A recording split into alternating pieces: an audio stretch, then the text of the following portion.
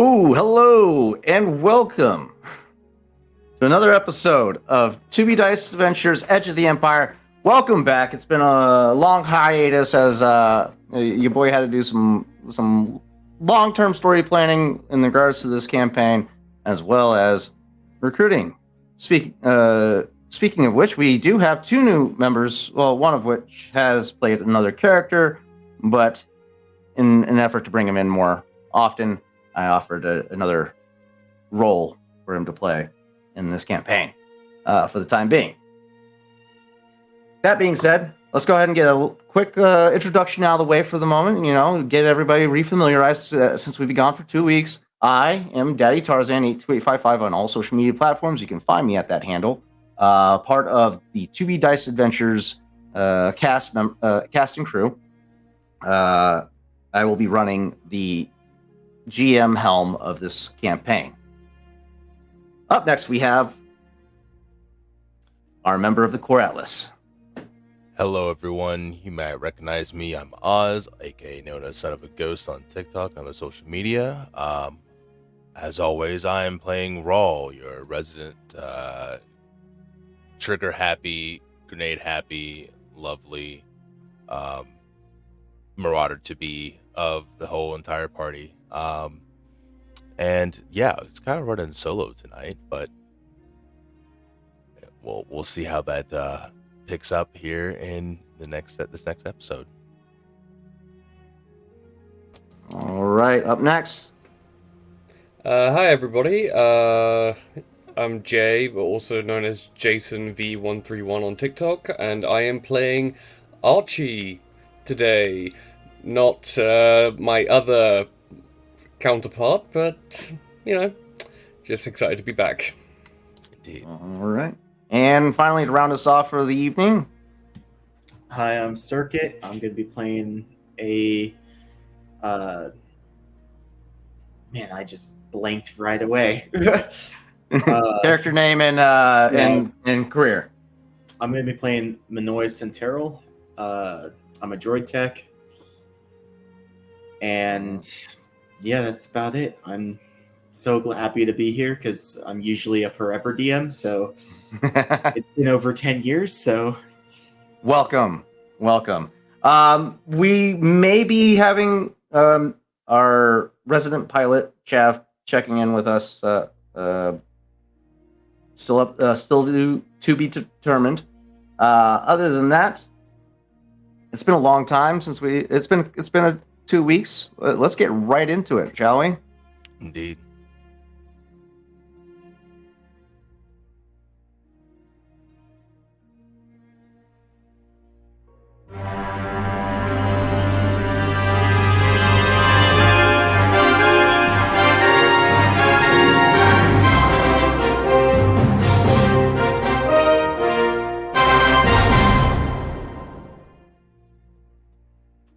All right. Welcome back, everyone. Let's get right back to where we left off with the Adventures of Core Atlas. When we last were together, the crew of Core Atlas had arrived on the station called the Wheel. They did a series of investigative legwork around the Wheel to inquire more information in regards to the final resting place of the separatist frigate known as Sa Nala Or. They were able to gather quite a bit of information, as well as a little insight into their potential competition, the Yav Yayar clan. Actually, the Yayar clan, Yav Yayar is the clan leader. The Yayar clan, a group of rowdy Rhodians that will utilize any and every technique possible to intimidate, dissuade, and scare off any competition that tries to interfere with whatever they have their sights on. That being, they are in search of the final resting place of Sa Nala Or, as they want to utilize the technology that is hidden on that ship, or stowed away on that ship, as a means to bolster their ranks by means of financial income. Throughout their investigations, they were finally they were content with the information that they had gathered and had made their way back towards their ship, expecting to receive a droid that is supposed to aid in their search of the Sonalor and its contents. Upon the 8th hour, when the droid was expected to arrive, it had not yet arrived, and the crew of Core Atlas had gone out to investigate as to what the delay could possibly be. Upon leaving their hangar, they spotted the security escort had been incapacitated, and the Yayar clan had abducted the droid that was supposed to be delivered to them and started speeding off on a grav sled through the concourse, firing stun blasters at them indiscriminately and in every direction as well. Rawl pursued on hoverboard, very Back to the Future-esque, and managed to stop the ship, or the grav sled. In the heat of the battle, Rawl was able to incapacitate several members of the Yayar clan, but Yav was trying to escape, utilizing the few remaining survivors as a means of slowing down Rawl from pursuit. A bystander by the name of Grizard Gandhi stepped in, seeing Rawl in his situation, aided him in the disposal of the Yayar clan, and incapacitated the remaining few Rhodians that stood in between Rawl and his goal.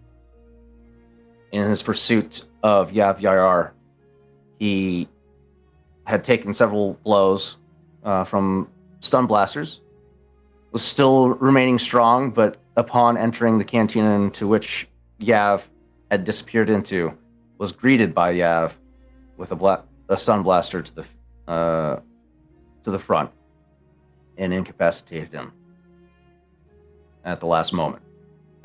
Chaff and Grizard recovered Rawl, managed to elude the wheel security along with acquiring the droid that they were tasked with taking with them, circumventing the security back towards the Nothwing Chimera, jumping into their ship and immediately departing the space station, avoiding detection and pursuit. This is where our journey is to be diced. Rawl, you're starting to recuperate from the serious from the strain, the stress that these volleys of stun blasters induced on you. So a lot of them were only glancing blows, only partially hitting you, paralyzing a limb temporarily and whatnot. But that final one from Yav was too much to withstand. How are you feeling mentally at this moment?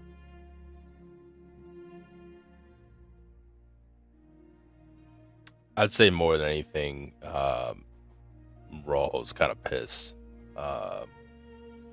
His quarter got away. They managed to come in on their turf and take something that was theirs, and kind of not really foil the plan, because now we have the robot, but still they managed to cause some destruction. And yeah, he's kind of pissed right now.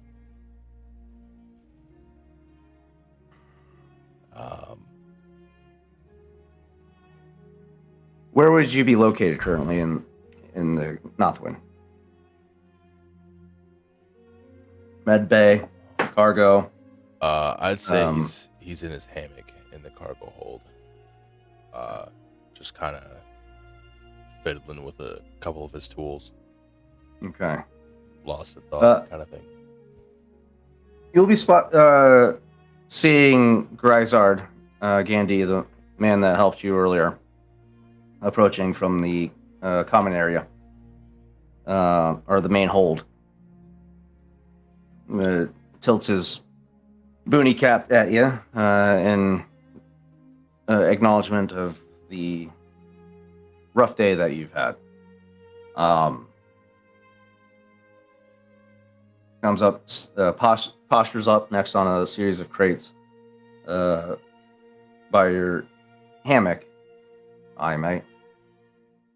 Reckon you took a bit of a knocking. How you feeling? I've had worse. It's all right. Got all your stuff on then? Well, I just got done talking, sent a message to me mates on back at the station. Wait, your mates? There's more of you. Aye, yeah. I'm part of a safari service. That's why I offered my services to you. Well, I didn't expect it. Oh, we're gonna have more. I didn't expect. What, you thought it was just gonna be me? Well, I'm not sure exactly. I've never been to Cholgana before, so I'm not sure exactly what to expect. But if you're saying there's more, you need more, then I suppose. Trust me, mate. Where are you going? We're gonna need all the manpower we can get. All right. Cholgana ain't no walk in the knolls. All right. So I transmitted current trajectory. They're gonna meet us up halfway at the midpoint, and then I'm gonna dock my ship at a station nearby in that sector, and then we'll hop on over to your ship and trolley on the rest of the way. Unless you want to take my ship, in that case, we do have swoop bikes available on there, which would possibly be more advantageous. I'm fairly certain that chap's gonna want to take his ship. It is the fastest in the sector, so we like to say. So, aye, that's fair. I suppose we could bring over our swoop bikes, but we'll have to take a pit stop at a station in that sector in order to do so. all right, that's fine. I mean, we have plenty of room here, so. All right. So what you're going to be expecting? Because me mates are a little diverse, if you will. What's one got a third eye or something? Nah, mate. I got a Wookiee. That I liberated in a humanitarian expedition on an Imperial-controlled planet, as well as a droid tech at my that works for me, and a security crew of 6, because we're going to need the firepower. That being said, once we get planetside on Cholgana, I'm going to need you and your friend to listen to what I say when we're planetside. Cholgana is a very dangerous planet. All right, there's lots of predatorial fauna on that rock, right. And it's not going to be easy. Right. Listen here, chap. You just point, and I'll just swing. All right. All right. And he summons his Vibrax, and just kind of gives a little flourish before making it disappear again. Aye, Archie's gonna love you, mate. Yes, it's not for the children, but have a few tricks. All right. Well, rest up. Get some. You took a bit of a knock on the noggin. I'm gonna catch up with your captain and appraise him of the situation as well. Right, you just tell him the north one's ready for the kid. Sounds good, mate. He claps you on the shoulder real quick. Makes his departure back into the main hold. Meets up with Chav as well. Gives him the rundown. The journey itself takes a few days. We took the known flight, the more safer flight path, as we didn't have the coordinates to direct jump at Shulgana. So the current expected time of arrival is going to be 48 hours in hyperspace. During that time, would Rawl have enough materials on hand to do the whole GPS thing for his hoverboard? GPS? The remote remote moving controlled thing. hoverboard. Yeah.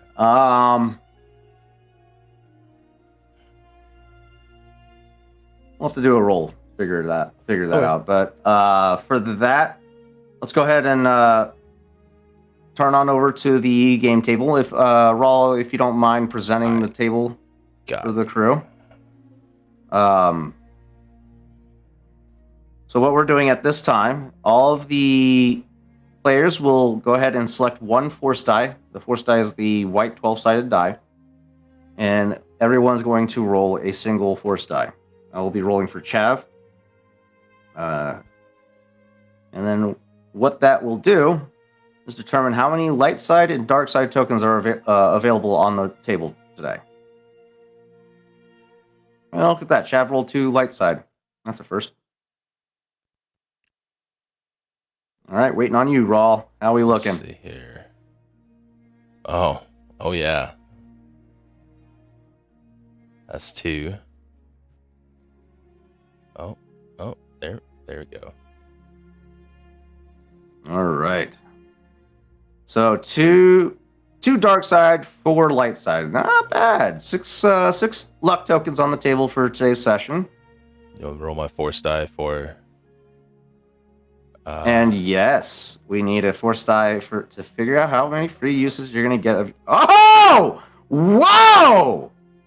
All right. Go ahead and Sweet. notate that down. I got it. You have 2 free uses of your force abilities today. Finally. Without taking any strain. That's a first. Interesting. Very interesting. I wonder how that will play out. I'll take it.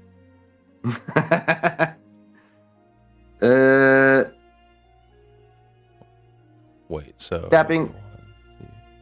So we have Oh. 4 light side. Yep, I did that 2 backwards. My dark. bad. There we go. All right. Like I said, that's going to take a mechanics roll from you. So let's go ahead and have that mechanics roll. I'm going to say this is average difficulty, as you're pretty familiar with how to do work with various forms of technology.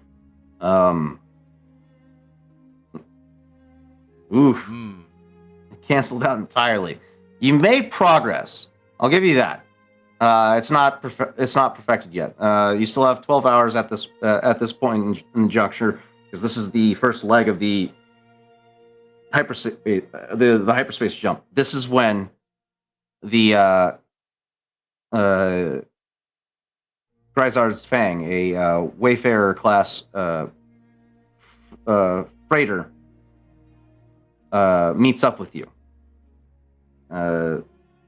You guys do a quick free dock, and this is where we will introduce our 2 other cast members. At this time, entering the... What is this? There we go. Entering the Nothwing Chimera, you see a rather tall and intimidating Wookiee entering the Nothwing Chimera, accompanied by a Twi'lek. If the new players wouldn't mind, let's go ahead and get a quick character introduction, starting with Archie. Archie is a nearly 8.5 foot tall Wookiee. Looks like an extremely heavyweight type Wookiee, mostly muscle, dark fur with maybe a little bit of like slightly whitish fur around like the chin and around the eyes. He also has a vibro axe strapped to his back, and Raoul could probably tell he is loaded down with weaponry, and is just like looking around at this new ship, and just probably looks very awkward, to be honest. Like he has to like bend down a little bit to get himself through the docking procedure. Yeah. Just to kind of like, and then looks around, looks at Raoul, just kind of just like, it's like, just gives him a look of like warrior to warrior moment. Like, I like it. I like it. Following close behind him is the Twi'lek, accompanied by a droid. Hi, my character's name is Minoi.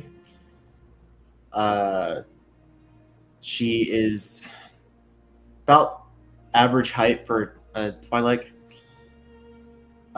She is light orange and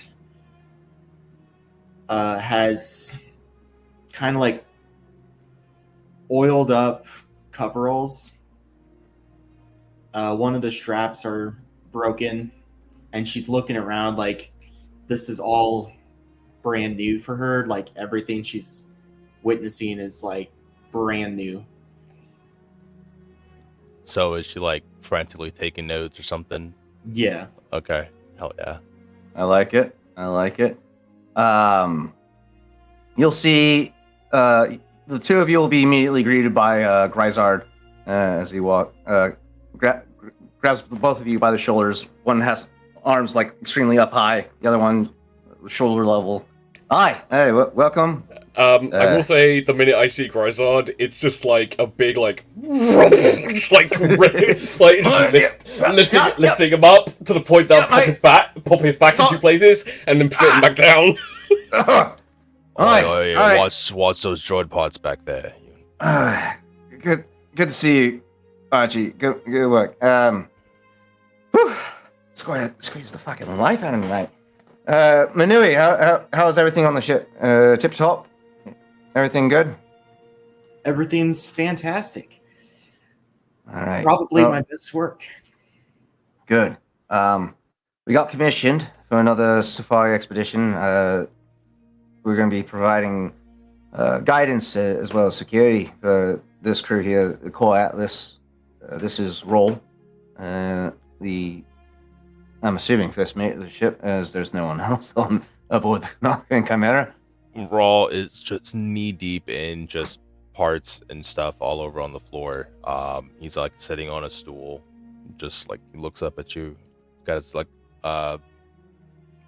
goggles on for keeping out the light. Just kind of first mate, I suppose. We don't really have any kind of designations here. We Chav's captain. That's what he likes to call himself. Like to keep it loose. I understand, mate. Well done. And then speaking of Chav, the gold skinned fella there, that's not Chav Visto, I believe. He's the captain of this ship. So whatever he says on this ship goes, obviously. We're going to take a quick pit stop at a local space station in the sector. We're going to transfer over the swoop bikes, all right, onto the Northwind. Take it the rest of the leg of the journey. Sound good? Archie, I'm going to need you to take lead on that point, on that front. Get the bikes ready, all right? Archie just kind of goes.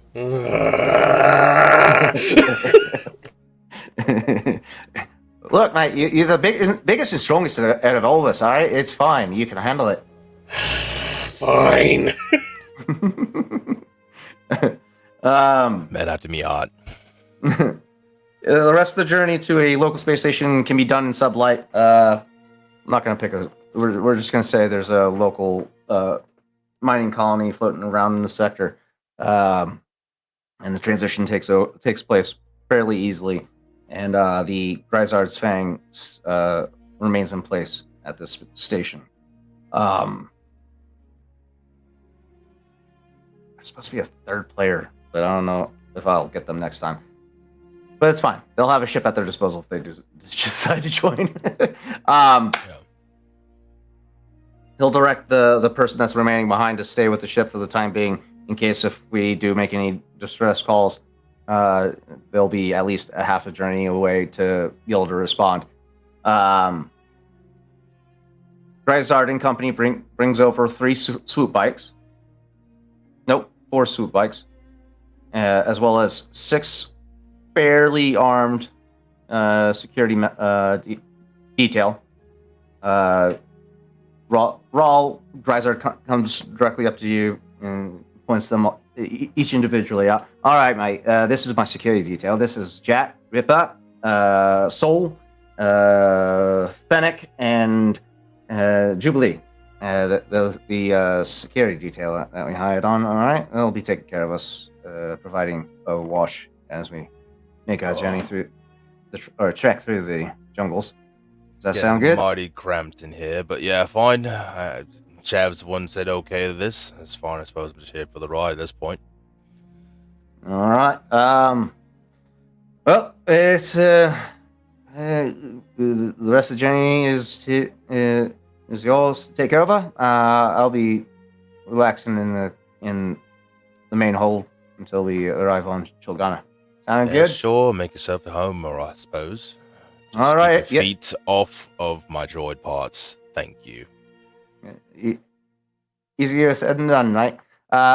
You heard the man. Everybody, kick up your boots. Lounge out for a bit. We got a long journey ahead of us. Make sure you're properly kitted. Do not leave behind your fucking tents or any of that shit that you pulled last time. I'm not double bunking. You do it You do it one time, and it's never thing, and it's always. The rest of the journey, the second leg of this journey needs another astrogation check. Let's go ahead and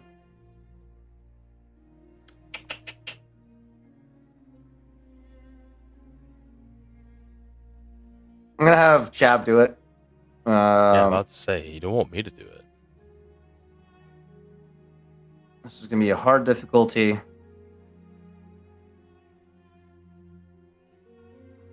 I'll say with you in the cockpit helping him, he'll get a boost with this check.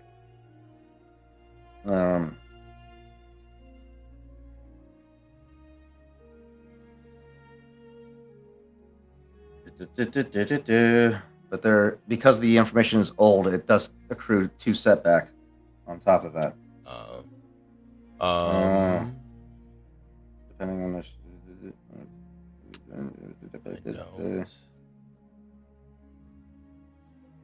I don't have anything that can help him. He's solid. I have a hard time believing he won't be able to pull this off. With how high his piloting skills are. Oh my fucking god. Alright, you guys ready? Fair. Yes, I did. Alright. Holy shit! We'll pocket those triumphs, thank you. Fuck you. No, we're using them right now. It crits. No, Then we know okay. exactly where to find us on Alor. No ifs, ands, or buts. Just straight there. No, yeah. The second leg is taking you directly to Cholgana at this point. You just had to follow the San Pablo, or the not the San Pablo, the Perlimian trade route. Now you're going up, making your direct jump to Cholgana. The expected time of arrival is 48 hours. You got 2 days ahead of you at this point. Wait, nope. Nope. Second leg of this jump takes 24 hours. Yeah. All right. So you got a day ahead of you guys. If anybody wants to take advantage of any of their perks during downtime, now's the time. I believe, Raul, you have something? Just the working on the hoverboard. All right, go ahead and give me another average mechanics roll.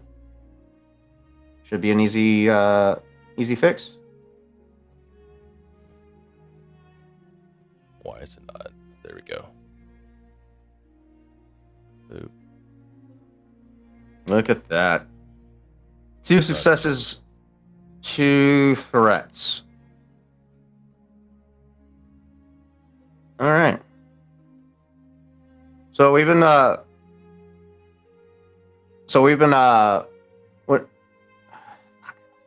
Remember when I had you like take strain for the additional threats and whatnot whenever you roll successfully with a threat? It's supposed to still go up against your soak. So Okay. that being the case, you only have 2 threats still remaining against your 4 soak. You're fine. The only time it's going to affect you is if it's over 4 soak or over Very well. 4 threats. So sorry, I had to refresh my myself on that front. Sorry about that. That's all But good. a few nicks and sparks catch your fingertips every now and then, but yeah, second leg of this journey, you're able to complete the project. You can remotely control your hoverboard at this time. Sweet. You're in the cargo hold, currently test running it, and it's working smoothly. Anybody else? I will say Archie is curious about Raoul just because of how his disposition was when the first two met. So, after a while, I will say Raoul might feel a very large presence just leaning over him at one point. And so I just like sit opposite him and just like checking the vibro axe, make sure that's fine, put it to the side, pull that heavy blaster, make sure that's fine, putting that down, pulling out the vibro knife, making sure that's fine. And then just pulling out a very, very nearly stereotypical weapon that every Wookiee is known for, which is a very worn and battle-hardened bowcaster. That is just making sure that that's like just set to go, and just kind of like just going through like definitely showing a military style checking. Like just check over, double check, triple check. Make sure this beast hide armor is set to go, and just kind of like leaning back and just staring at Raoul the entire time that he's working on his hoverboard, and just kind of like giving him a once over, just trying to understand him, essentially. Yeah, Grisard watching this would probably wait for Raul to acknowledge him, but he's just watching intently. Like, what's this mate about to do? Got a big old scary Wookiee looking over your shoulder. Raul just kind of looks between the two of them. Just... Right, mate. Look, if you want to see how it does, all you gotta do is ask. And he just kind of fiddles with his little wrist-mounted transponder, and he just kind of makes the thing hover right there. Yeah, sorry, my furry friend here with the Sony disposition. He's been in prison for quite a long time, but manages. He's getting reacquainted with society. That's information I'd rather not have shared, thank you very much, Gandhi. Alright, he didn't. Apparently, he didn't want me to share that information, but that's neither here nor there. That's pretty nifty work you got going on there. You want my droid tech to take a look at what you're working on, making sure it's up to snuff. She's pretty handy with a set of tools. She is. You mean the porg over there? Great. No, I think I'm quite all right, thank you. I'll keep my creations to myself, thanks. All right, fair enough, mate. I get it. I don't like anybody touching me blasters. Got a particular way of taking care of things, I get it. I see. I understand. I just don't need any more bad luck on my ship than any means necessary. All right, I'm perfectly okay with everything as it is. Thank you. All right. Minui, have we Do we have an idea of what kind of droid we have on the ship right now, or is it still to be determined? It's up You want- to you. Like you could label any type of droid. Let's see. I just know that like while Roll or Rail Raw. Rawl and Archie are doing their thing, you could just see Minoi like walking back and forth, talking to herself. Is she all right? Did she have enough water today? You got to water the do water Twi'lek? Is that how this works? Prejudice aside, we don't know. I've given up asking and questioning it. I just let her do her thing. She's got a particular way of doing things. Very meticulous individual. Some kind of think she's uptight, but she seems fine to me. She just has a particular way of going about things. She is uptight. You dragging dirt into her workshop one time, and apparently you're the most evil thing in existence. I already touched her droid once because I wanted to pick it up and weightlift, and apparently that's a problem! Well, I don't like you going in my quarters either, because you shed every fucking way. We all have our vices. You refuse to turn down the AC. That's okay.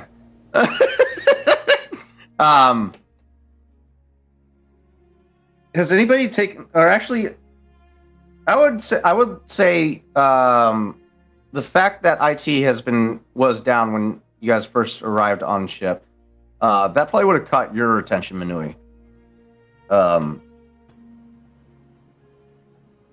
But would anybody bring that to anybody's attention, or would you guys try and troubleshoot it yourselves, Rawl? I mean, if there's anything that has gone on amiss, Raw would immediately have like looked it over Well, himself. where we last left off, the droid was disabled by the Yayar clan. I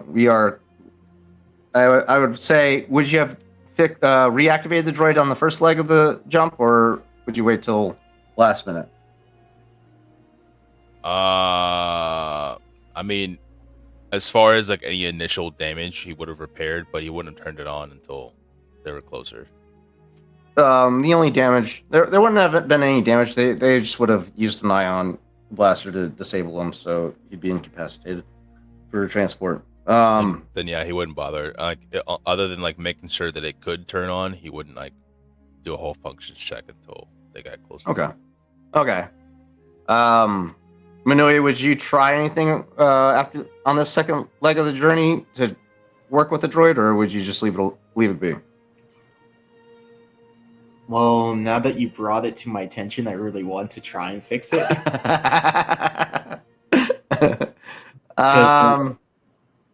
Okay. Nui only makes friends with droids, so she would really like to fix the droid. I like it. All right. We're gonna do a series of rolls here. What are we gonna do? I'm gonna need a perception check from Rawl. Okay. I'm gonna say it's gonna have one setback on it due to you being engaged with one of your various tasks. Well, with your hoverboard. Okay. It's gonna be contested by Minui's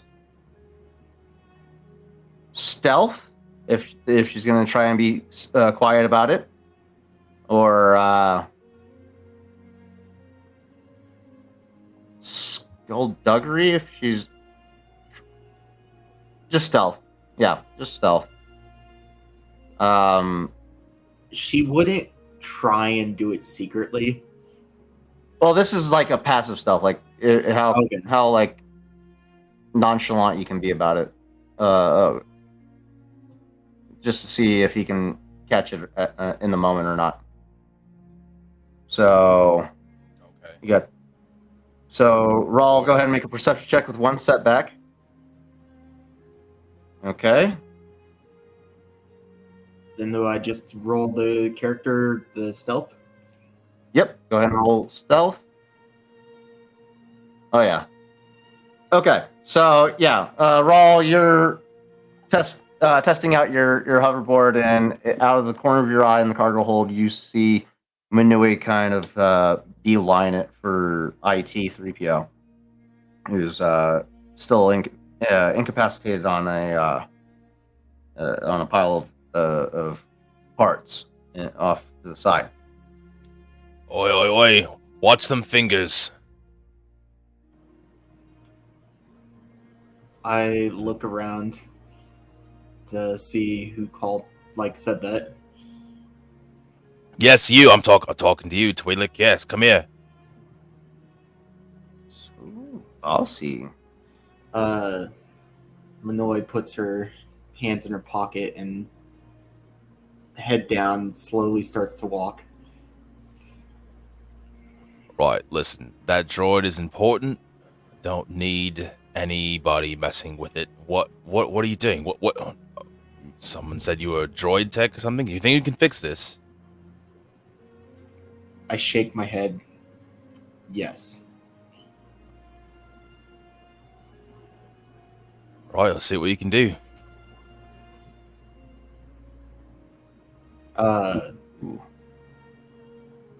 Minoi quickly scampers back to the droid.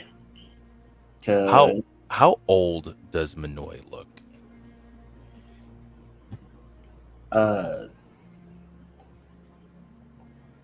Minoi is like 25, 26. Not quite kid. Okay. All right. Okay. Continue. So what do I do to try and fix it? What we're going to do is an easy mechanics check, as it's just only disabled, it's not like broken or anything.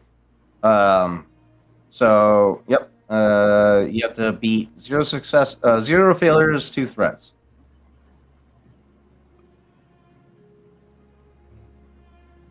Nice. All right. So 1 success, 1 threat remaining on the table. Against.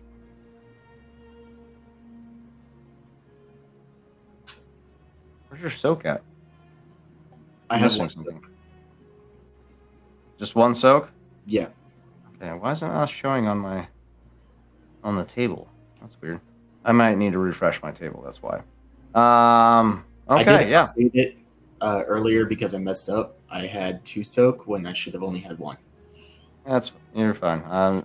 There it is. Now it's populated. Okay, so yeah. There's some residual static still within the frame of this droid, and as you reach out, it does zap you for a moment and it catches you off guard. But yeah, you find the toggle on the neck, flip it, droid powers on, cycles through its power-up subroutines, and there before the lot of you is IT-3PO in his glory.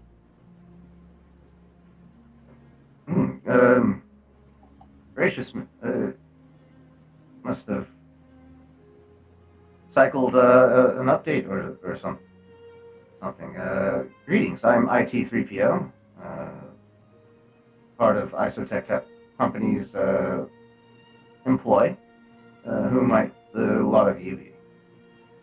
As the droid is talking, Rawl's kind of just circling around it, kind of eyeing up and down.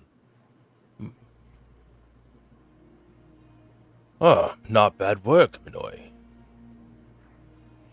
This is like the first time he's like acknowledged a female by name, by the way. I reach over and I grab IT-3PO's. It has a hand, right? Okay. I reach over and grab my T3PO's hand and be like, "Very nice to meet you." Nice to meet you as well. I'm IT3PO's cyborg relations. Who might you be? My name's Manoy. Minoy. It is a pleasure to meet you. Again, I am part of Isotech Company's property.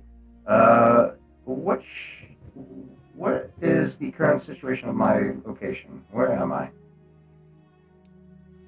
Right, you're aboard the Northwind. You're here because you're here to help Northwind identify Chimera. a ship. Yes. Indeed. You are acquaintances of my master, Rom, who tasked with the ascertaining the whereabouts of the ship known as the Sanalor, as well as any potential survivors. Yes, Essentially- acquaintances in the loose sense of the term. Yes. Yes, you're here to help us find it. Right, do you know where it is? Are you all good to go? Everything in place? I'm all set to go, but I do not know the location of the Sanalor, as that's something I believe you were tasked with acquiring. Oh, good. It seemed to be working. All right, everything's in order. Okay. It's a pleasure to meet you. Who might you be, sir? Roll. That's all you Roll. get. Good evening, Roll. Again, I am IT3PO. It's a pleasure to make your acquaintance. From the sounds of it, I believe we are currently in hyperspace. Are we en route to the plant location of Sonalora at this time? Should be arriving there shortly, yes. Cholganas should be... he looks down at his datapad. Yeah, Cholgana's only 12 hours away, I suppose. Give or take a couple hours. Very well. Well, I shall continue to remain here with, I believe, the cargo hold of this Nathawin Chimera, and should you require any information that I may be able to assist with, I will be more than happy to provide any answers that I can. Just don't short circuit, that's all I care about. According to my subroutines, I am in optimal condition, which is strange as to why I powered down. Interesting. Yeah, that'll have to probably do with the Rhodians that, fired some stun blasters at your systems and shutting you down for quite a bit. Yeah, that'll probably have to be one of those things. So I was abducted by the Yayar clan. Is that to be what is assumed? Sure, if you want it. Yeah, them. Well, it is quite fortuitous that you managed to recover me from the clutches of the Yayar clan, so I do appreciate that. Good job. I didn't think I would need praise from a robot, but here we are. Anyway. Yeah, make yourself at home. Should be there shortly. And he goes back to fiddling with his report. IT3 just goes back to it just remains in place where he was powered up at and just idly observes everybody about their tasks. So the security detail kind of centrally located in one spot as they do various weapon maintenance checks and whatnot.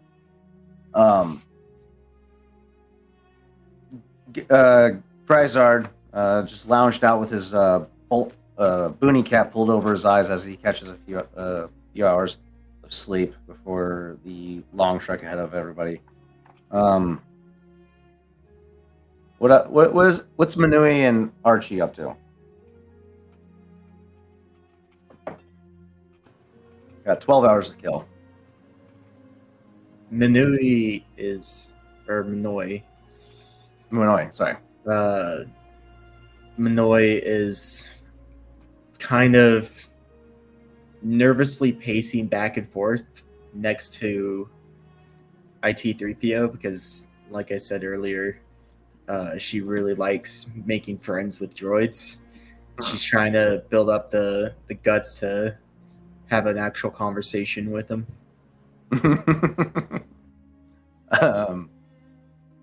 It doesn't take much. IT is a very personable individual.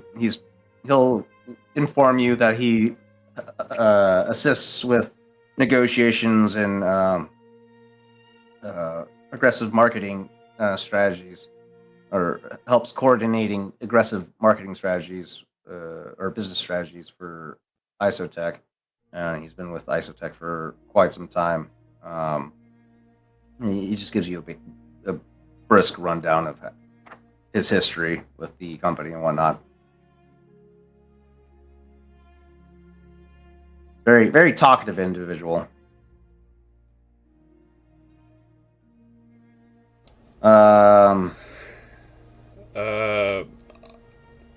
Archie is being as awkward as possible. Because he feels so out of place. He doesn't like being on ships that much because of just bad experiences in the past. Right. He continuously goes over the datapad looking at the location that he has in the name, trying to figure out, okay, heavy lifting, dangerous fauna, jungle. It's just like home. Just going over and over and over in his head of just like, okay, this, and this. Gotta try and find this weird droid.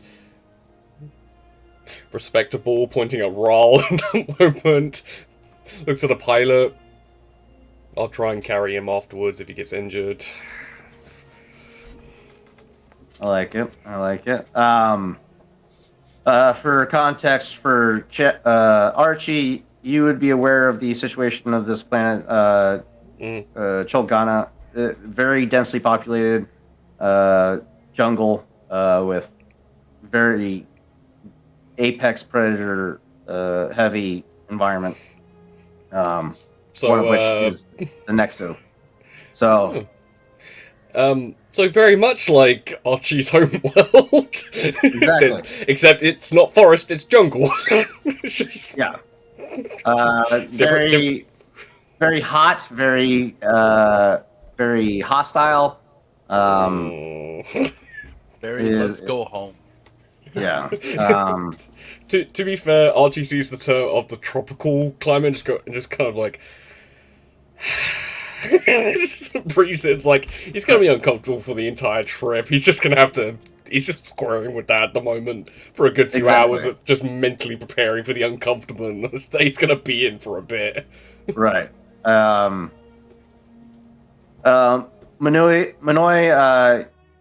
I have decided that you have a BD-1 battle droid as a droid companion for you.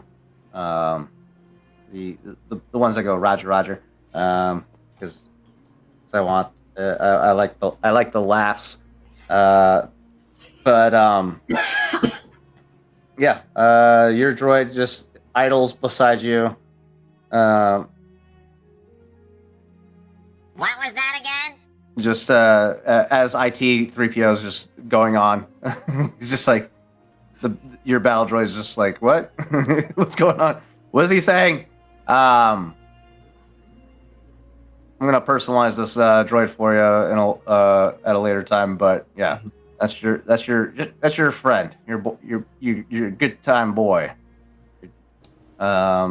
Archie does not trust that BD battle droid at all. just by sheer experience of how old he is, just like every now and then, the minute that thing twitches, it just like slowly reaching for a blaster or something. Every time that BD-1 droid is just like on the fritz, he just thinks, at any point in time, I'm gonna throw that thing. Manoi keeps up her droid companions fairly well. This B1 droid is in decent condition. He's just, doesn't matter. Doesn't matter.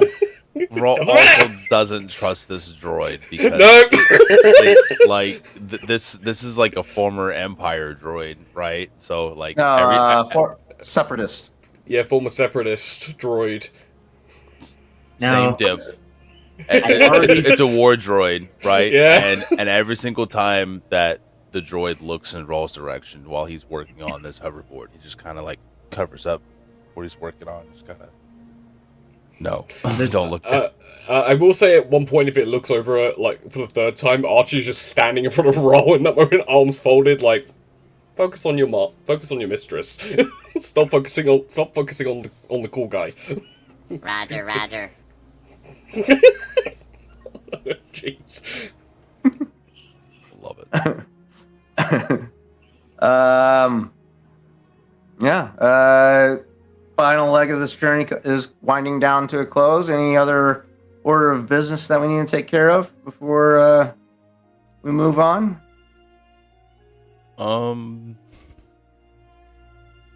No. I mean, everything's already been cataloged. All the equipment's already been staged, ready to go. So yeah, everything's already done. All right. Okay. The tail end of this journey winds down to a. Let me see. I might not need it. Nope, I don't need it. Okay. The tail end of this this hyperspace jump comes to a close at this point. The ship.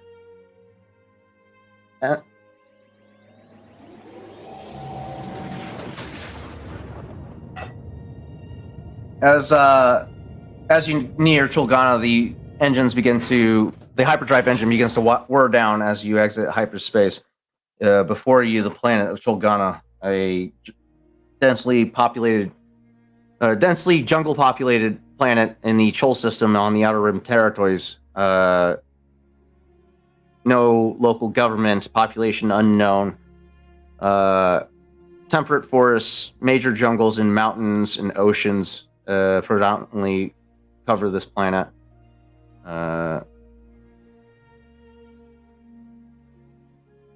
You're seeing a massive blue and green planet sitting before you. As you exit hyperspace, however, the star lines fade to real space. The sensor systems immediately go haywire, flashing lights and sounding a malfunction alarm. A quick glance shows the systems is jammed or overwhelmed. Looking outside, you see what you assume to be the Chol system star as a dim, hazy disk. You can't make out any stars, and you don't immediately... Oh, I misspoke earlier. You don't immediately see Chulgana, or much of anything else. So... Chev, what did you do? Alarms blaring. The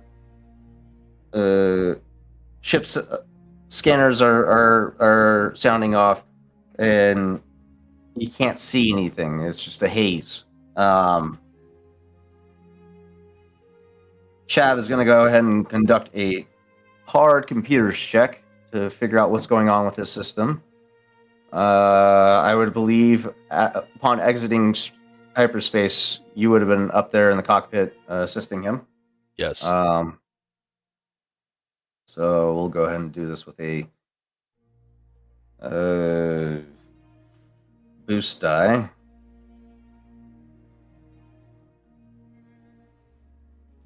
Okay. Oof. What is this check? A computer's check for? Yeah. Sensing, though. Computers check to get for the ship's sensors. Because right now you guys are flying blind. Right. So it's to sense like what's going on around. Correct. Yeah, to recalibrate your sensors to figure out where you are in space. Get your guys' bearings, because you can't see anything. It's just a haze out before you. I'm gonna use one of those free uses of sense,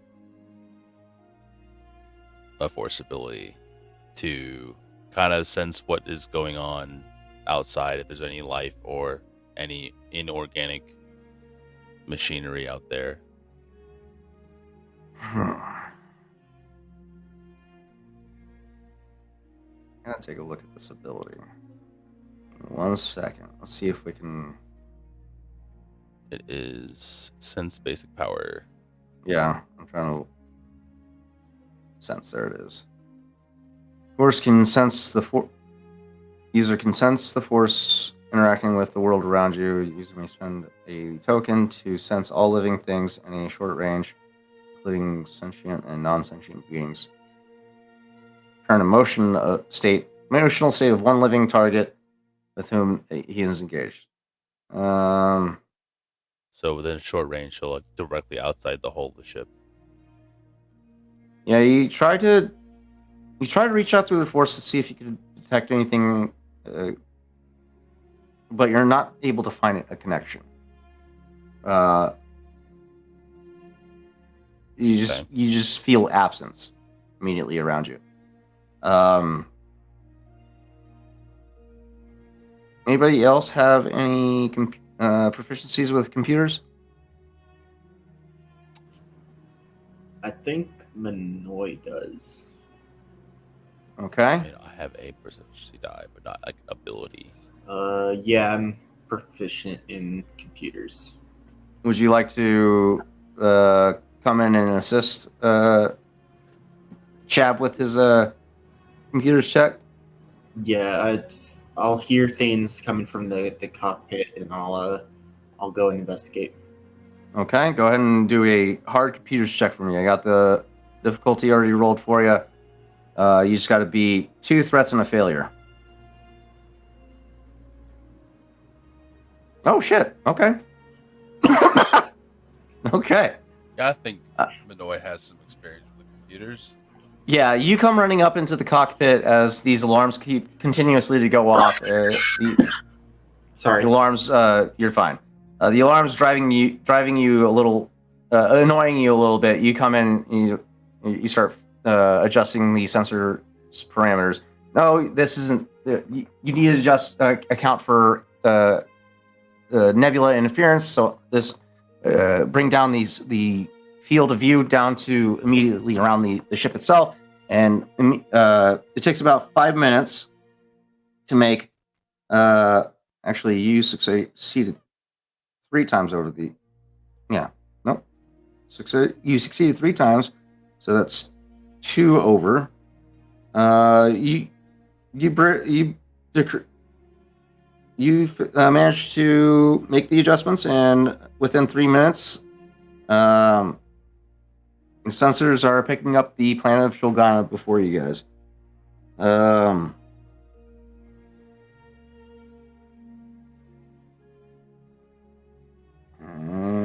you guys boost, okay. So what immediately is revealed to you at this time is a nebula, a dust cloud, immediately interfering with the ship's sensors and field of view.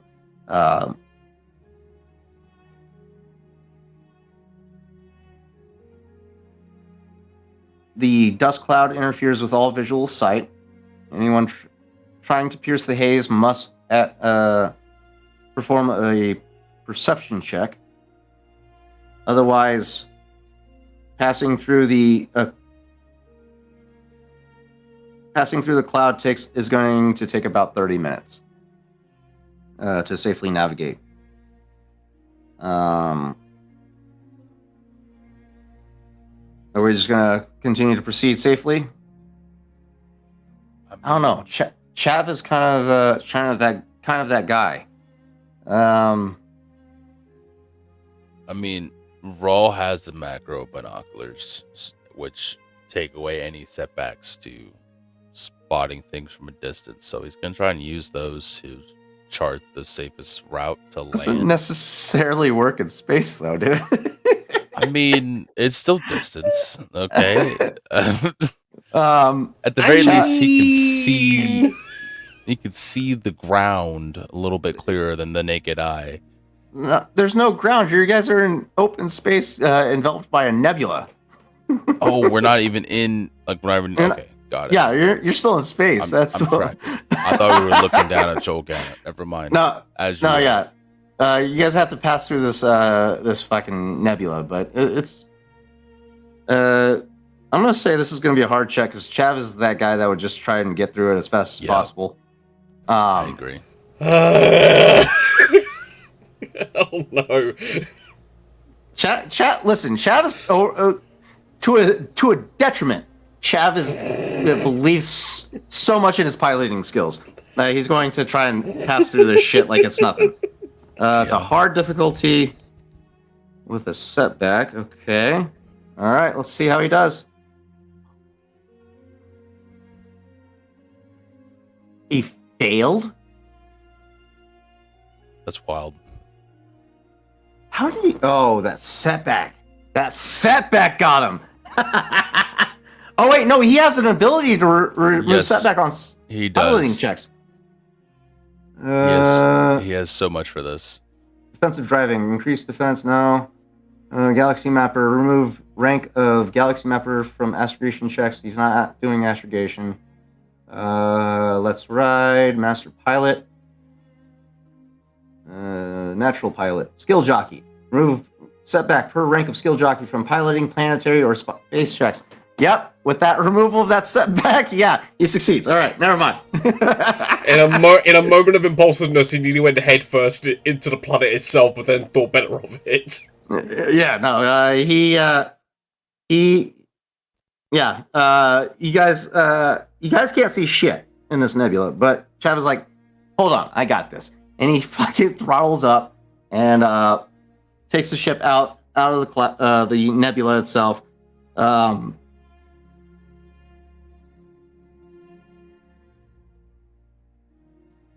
You guys emerge outside the other side of this nebula, and you can see the planet before you.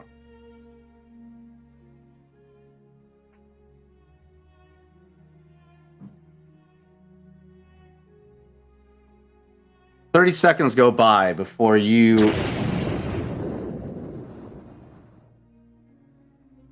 hear a resounding thud across the hull of your ship. Oh, hell no. Archie screams from the back, "What was that?" As you guys emerge in a cluster of boulder-sized meteoroids.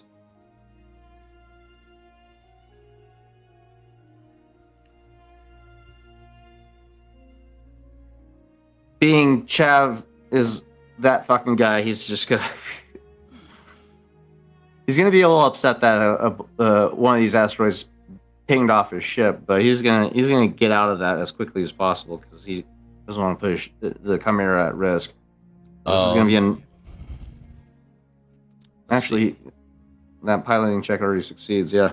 You guys were just caught off guard by that one asteroid, but you guys get through no problem on the other side. With him powering through this, is there any system strain going on? No, because the first one was just a glancing blow.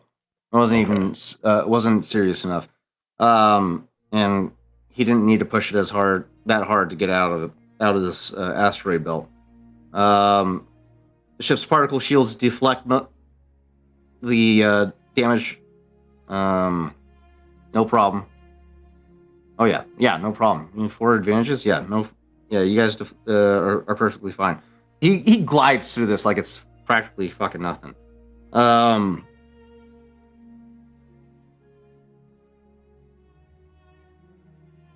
You guys spot the planet as Chogana before you, a luscious blue and green planet.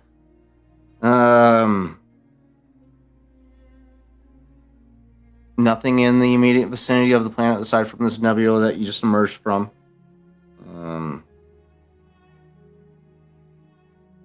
Is there anything you would like to do above the planet before? Do a scan of the planet?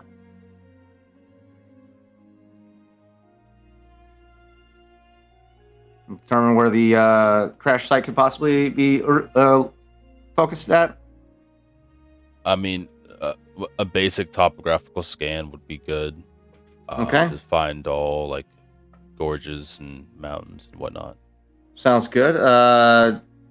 Manoy, are you inclined to take over the computers check at this point? Yeah, I could do another computer's check. Okay, go ahead and do an average computers check to get a basic scan of the planet to see where you guys need to go. How do I do an Sure. average? I got the difficulty already rolled. You just have to beat one failure, one threat. Oh, yes. You scan over the area. No ships are detected at the present. The planet is showing clear signs as far as weather is concerned. And you guys are clear to proceed. With the information acquired from the message pod that Chav and Rawl are aware of,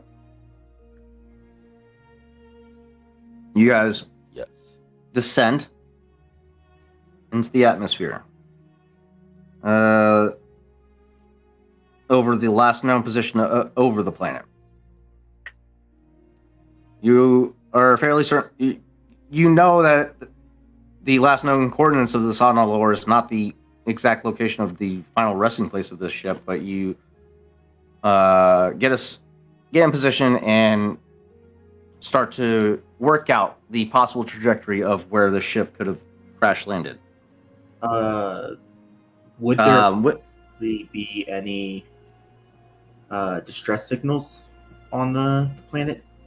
this wreck would have taken place about 20 years ago. So if there was, No, I know, but like, there might be people that as came with as the scan, you have not detected any distress signals at the moment. However, with that check that you did, you're supposed to get a boost die with that. Let's go ahead and add a boost die to your roll. How do I do that? Just roll a blue die. So just roll one blue die. Yeah. Ooh, okay.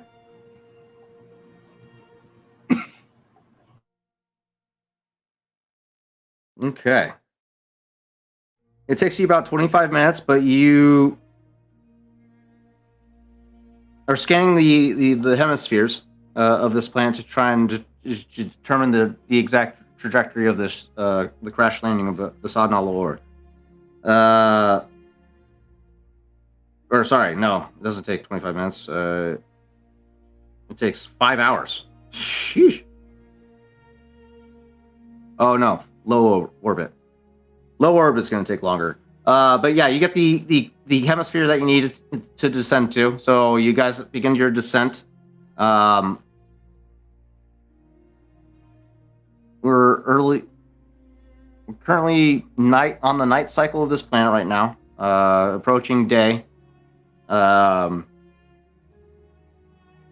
Give me one more computer's check. Average difficulty. This is gonna narrow down the location of the Sadna Lore.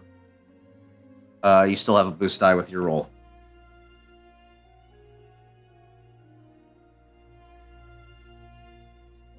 Woo! Shit. Okay, 2 successes and 1 threat. Okay. Is this to track down something, essentially? This is to calculate the final the trajectory of the Sadna Lore and determine its final resting spot. Because I have something to track. Because as you're just your tracking is going to be a lot different comparatively to sifting through the various wreckages all over this planet and determining which one could possibly be the Sadna Lore, because this planet is covered in dead ships. Gotcha. Okay. Because as you guys begin your descent into the lower atmosphere, you start seeing more signs of various different wreckages all over this planet.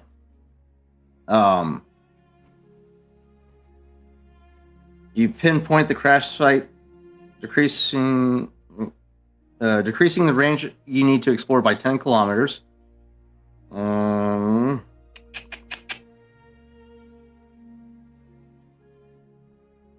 It takes about 6 hours to do, but you managed to do it.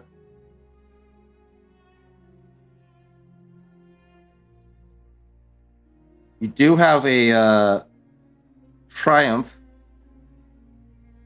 that you could utilize to help expedite this process. Would you like to use one of those? I don't think we should at this point. Well, what you're getting on this scan so far, you're seeing about 10 to 15 different possible ships right now, and it's all over this hemisphere. You're over a continent right now, and you got to determine out of all these various ships that you're seeing, which one is going to be your primary search vector. So it's gonna. So what you're saying is use it. I would probably recommend using a triumph to narrow down. Okay. You discover a possible hit for the main crash site itself.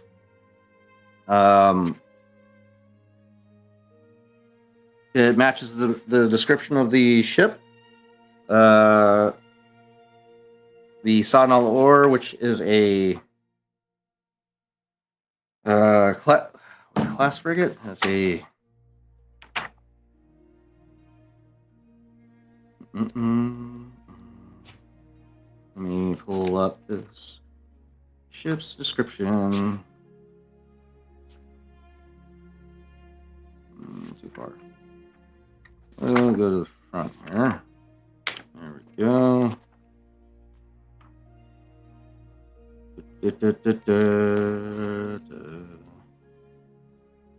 Sodnal Ore. Where is she? So I can give you guys a description of what the ship looks like. I need more sticky notes. Sticky notes are good.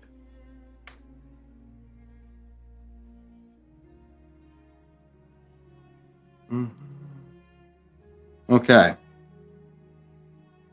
It is a Confederacy of Independent Systems banking clan frigate. So this thing is massive in scale. It's damn near rivals a space station. You guys. There we go. Get back to my page that I was on. You guys descend over this location.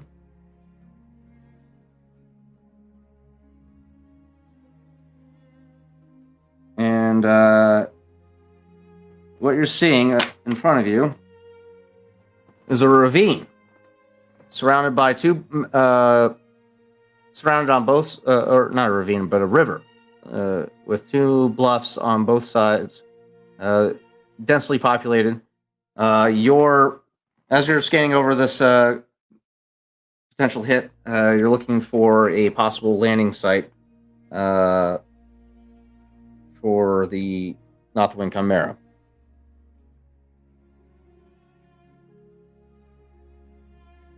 This is when Grisard steps in, begins to survey the jungle to see where the best location would be to set down a ship of this size. He's going to conduct a average survival check as he takes over the scanners to adjust for interference. Would I be able to help Grisard in this? Because I also have proficiency in survival. I won't turn away a boost die for Grisard. All right, and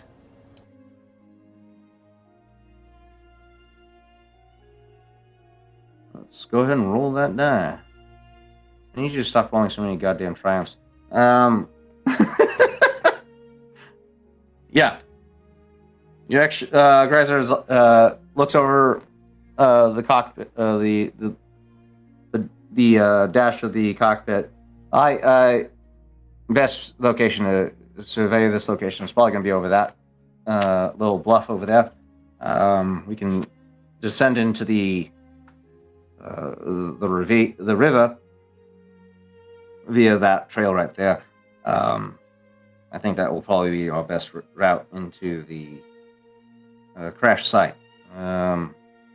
Any of you in opposition? Rawl just kind of just stares at Geizard and just kind of just in awe. Chev, where did you find this guy? You were the one that found me. What are you talking about, man? Yeah, I know. Anyway, right. Yeah. I guess that's where we're going. Let's go that way. You guys map out. Use the scanner to map out the landing site to make sure that you guys don't crash into the tree line. Managed to land safely in this zone. No problem. But what you're seeing is 3 possible hits. But you landed by the southern end of this river as it's the easiest one to descend into. Or no, you see 2 sites. Rawl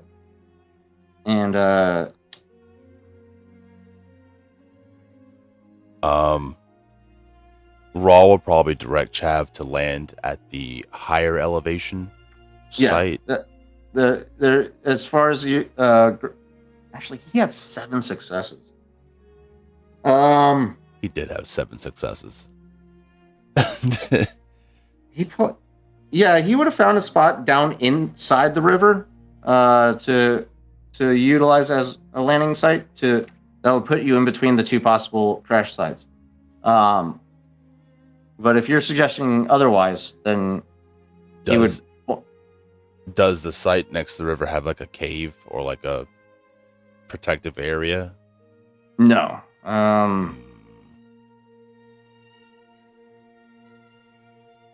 It'll put you directly in between the 2 possible sites, which will decrease your travel time.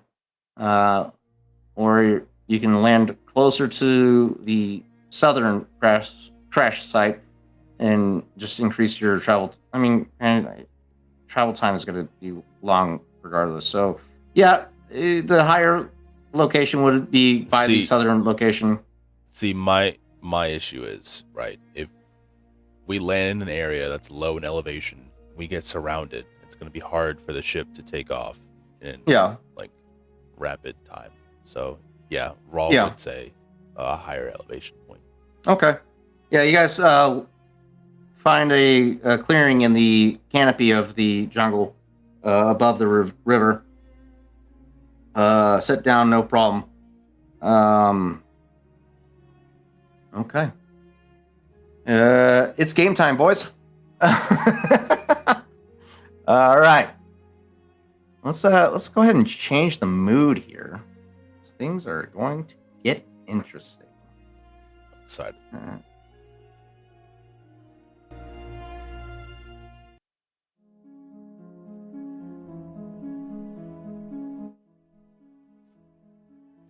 I don't like that. That doesn't like mystical forest vibe. Like Zelda. Yeah, I know. It's too cheery. I don't like that. Ooh. I need you on edge. Ooh. I need you on edge. Great. Spooky forest vibe. Got it. Great. Thanks, buddy. Yeah. You disembark the ship.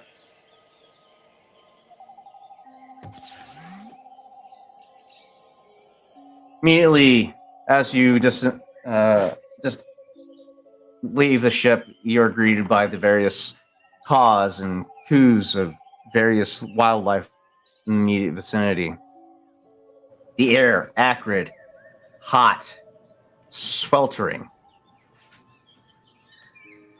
As Grisard is the first to disembark, he, with a shining grin on his face as he takes in the immediate vicinity.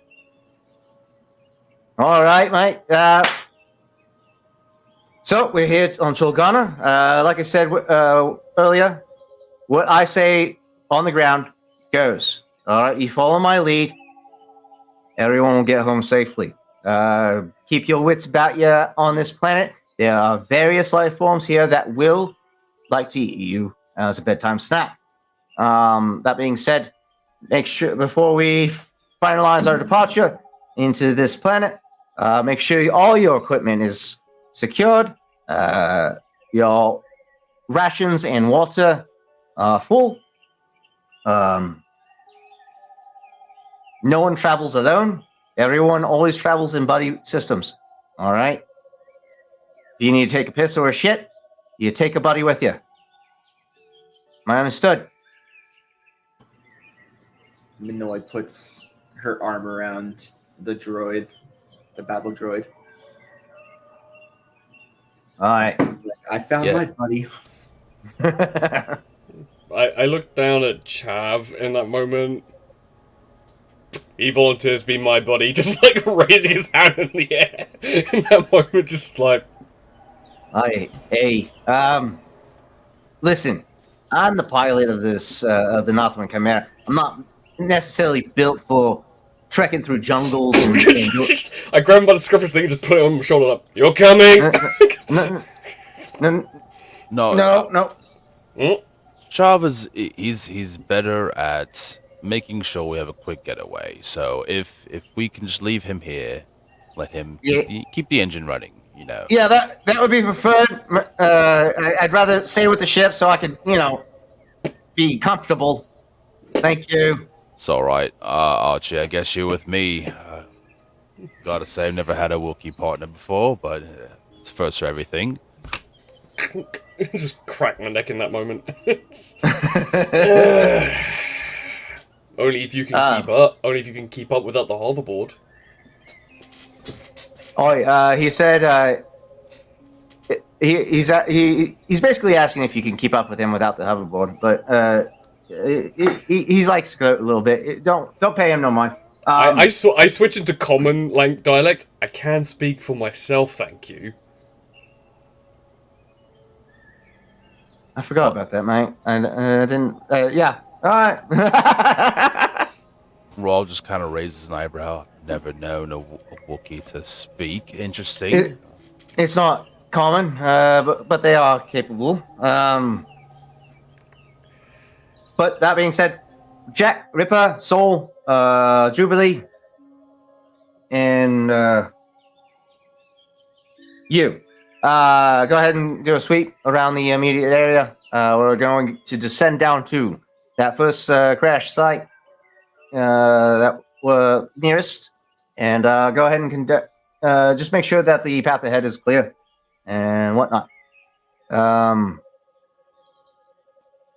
ahead and everybody take a quick 5 minutes to get yourself situated. Once we're ready, go ahead and let me know, and we'll get this trek on the road. Raul takes 5 glow rods and evenly spaces them around the ship, turning them on.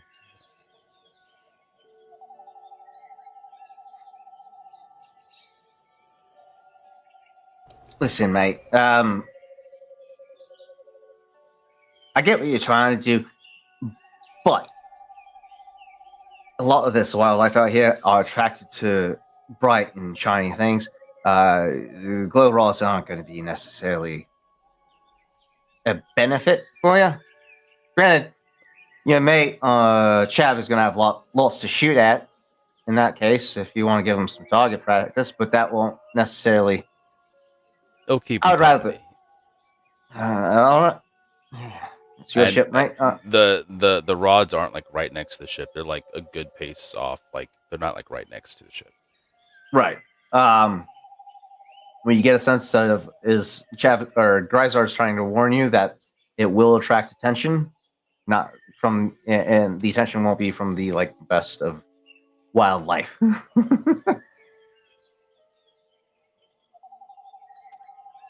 All right, Raul will take up the glow rods then. Sure, put a fire around. That's not going to attract, a 2-ton lion to the ship. Wait till you find out what we have in store for us. Can I do a quick smell survival check? See if I could just pick up if there's actually anything in the genuine vicinity as we landed, because I know a lot of like herbivores and like other birds would probably scatter the mere thing of a large ship landing, but anything that might take interest to this amount of sound. Did we also land on the day or night side of the planet, by the way? This is morning cycle. We're on the morning cycle right now. I would say it's about 8 in the morning at this time. Probably earlier. I would say about 6 in the morning. As far as detection, Detection? Is that what you said? trying to figure out how I want to do this. We're gonna start off. First off, we're gonna start off with a fear check, guys. Shit. Okay. Love that. Okay. How does one do that? This is going to be this is gonna be fun. 298, right? 298. Oh boy. Yep. Oh boy. It's probably a cool check, isn't it? 298 is going to be, I believe it's discipline. Let's take a look. This is going to be an easy difficulty. Crud. Yep, discipline or cool, your choice. Easy difficulty. I got one proficiency in discipline, so I'm taking discipline. Discipline or cool. What's Grisar's cool?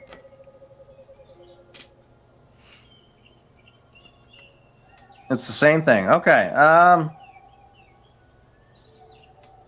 Grisard and Archie can have a boost as they have.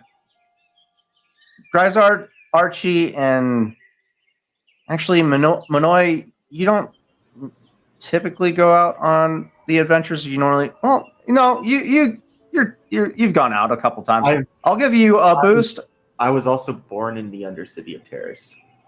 Ooh, okay. I'll give you 2 boosts. Grisard's company has 2 boosts to this roll. However, this is going to be the first time for Rawl, so it's just a flat ability roll for you.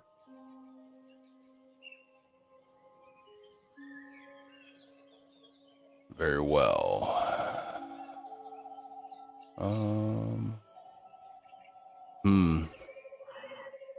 Ooh. Okay. The Grisard and Company are feeling fairly sturdy. However, Rawl, this is a whole different biome than what you're used to. And which is interesting because he's used to Dathomir, but okay. Right. Dathomir has its own biome, but it's vast deserts and mountainous terrain where you can see for fucking miles. You can barely see more than 10, 15 feet ahead of you, and there's just coverage everywhere. So it's a stark contrast to what you're to the plant that you're used to. Okay. It's not with the advantage. It's not like you're shaking to your core at the moment, but it does put you on edge.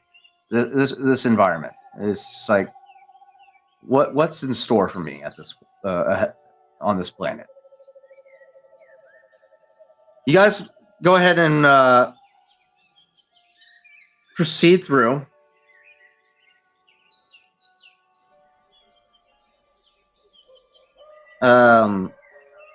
With Grisard at the helm, he's going to conduct another hard survival check to determine the best route possible down to the crash site. I want to give him another boost on that one. I'm kind of just like at his left side, just kind of helping him essentially. Yeah, I like that. Okay. Stop rolling fucking triumphs, man. How many fucking triumphs is there? That's what, We're 4 now? we're bagging 3 right now. We already used 1. Hell yeah. Triumphs. Okay. Grisard identifies a trail that that will be easy enough to navigate. That will take you down to the crash site. That's 25 kilometers away from you right now.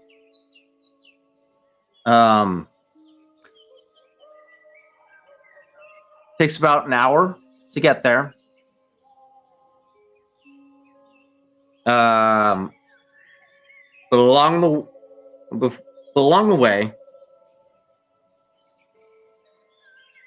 you guys detect a hunk of metal half buried near the bottom of a steep, overgrown crevasse. Grisard pulls out a sensor, his hand scanner, and the sensors indicate it is the size of a very small shuttle or possibly a large escape pod.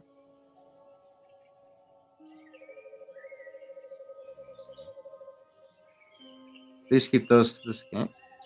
Keep what to this game? What are you talking? What? I don't know what that means. What did I say?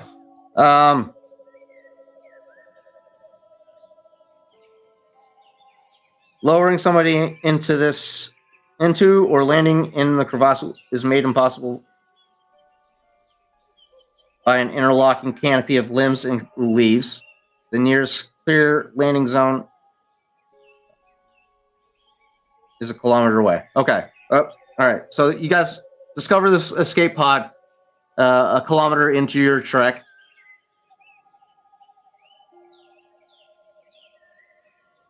As you guys are carving your way through this dense jungle, I'm going to need a hard athletics check from everybody.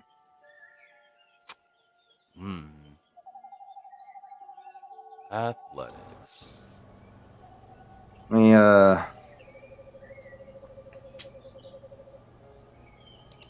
Woo! This shit's gonna be rough. Okay. Oh jeez. My God. Rough who? That's 3 failures, 2 threats to beat. We got 4 successes from Rawl. Okay. Grisard, stop rolling triumphs, man. Just gonna mark that up. Fuck. That's 4 successes for Grisard, and so 1 success for both Grisard and Farrell. Archie, you've never been comfortable with this fucking environment. You've hated coming here every fucking time. Manoy,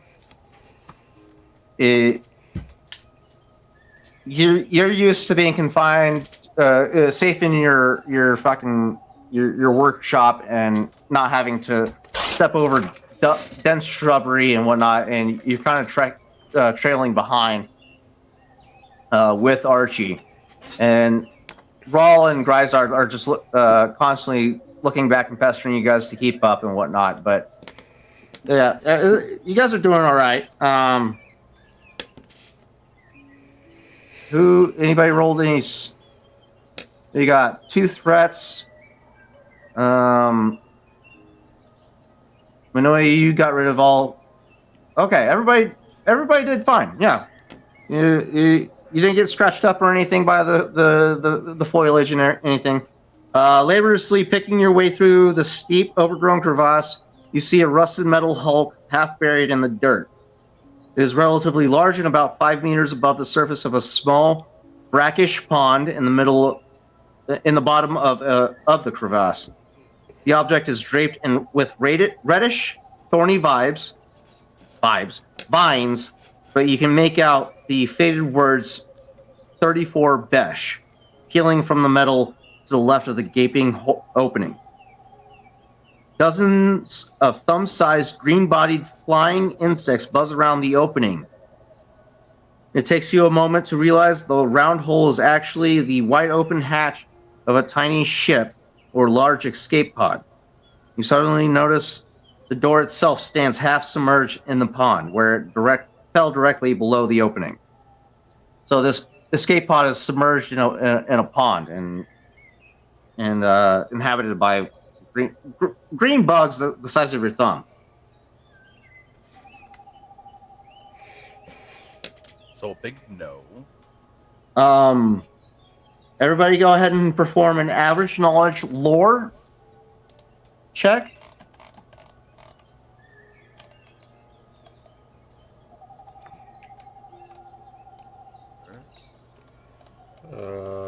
Okay. We'll see how this goes. Pretty easy to beat. Yeah. Yeah, look at that. Okay. Everybody.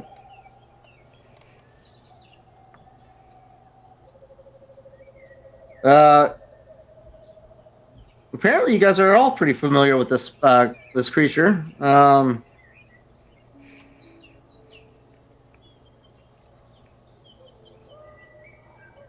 You guys are all familiar, or I guess they're pretty common on other plants as well. These green bugs are dangerous in a swarm due to their stingers. So you know to stay clear of these critters, or you guys are going to be facing some hard journey ahead of you if you get stung by them. Like I said, hell no. Yeah, Grisar's like, it's not even worth it. Stay away from that. They made a hive in that escape pod. Okay, Archie, are you trying to keep up with Yeah. Trying Grisar? to keep up. Yeah. Go ahead and give me another athletics check. It's still gonna be a hard difficulty. Let's see if you can. Ooh. Are you trying to kill him? Good luck. Oh shit! Okay. All right. Archie is getting more and more uncomfortable. He knows the sooner we get done, the sooner we go back to the ship, the sooner he can sit in like one of those wash chambers and just be done with the day. So he's like, Right. just like it's sheer stubbornness. You're anger walking at this point. Like My Wookiee rage is just like kicking in at this point. I'm just like, just get to the fucking ship at this point. Anger walking. The three of you are keeping up. Both Minoy and her battle droid are kind of struggling with the dense foliage, but they're keeping up for the most part. The three, both Archie, Roll, and Grisar, go ahead and conduct a perception check for me. It's going to be a hard difficulty. Okay. Perception. Okie dokie. Yeah. The fucking Oh my fucking god. All right. Jesus. Okay, marking one down. That's Five? 5 triumphs now. Yeah. Fuck. My god. 5 triumphs. Dang. Tarzan. We've never rolled that many triumphs in a fucking session before. we I don't have know what's going on. Yeah, as you guys are making your trek, you guys spot several bodies, skeletal remains, either a limb or the occasional damaged blaster scattered amongst the area. You find some shreds of what must have been a CIS Navy spacesuit, a few bloodstained remains that haven't been washed away or faded away, as well as the occasional picked clean skeleton of some kind of clawed, razor-toothed quadruped half submerged in the ponds. There is a skull that you do discover of a creature with clear blaster damage in the forehead. And we decided to stay clear of the escape pod entirely. Is that correct? Yeah. Yeah. Raw contemplated blowing it up, but he refrained himself. Question: do I know that Brawl has those distance binoculars or something like that, whatever they're called? The macro. Macrobinos? Yeah. Yeah, do I know?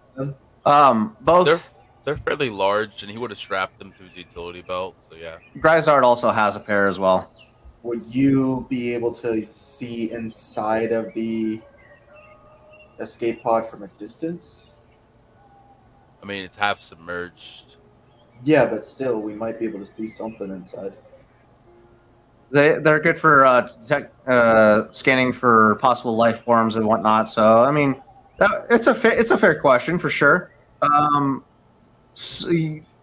With that point, Grizard would acknowledge that that would be acknowledge that and pull out his macro binoculars and take a quick scan of the escape pod. But upon close inspection, he only discovers a densely populated nest of these green bugs, and nothing else alive within the pod. Mm-mm. There's nothing else that I could possibly detect in there, aside from that massive swarm's nest in residing within. I think it's probably just best we stay clear of that escape pod. Right, kill it with a fire and move on. On the way back. Sure, whichever you prefer.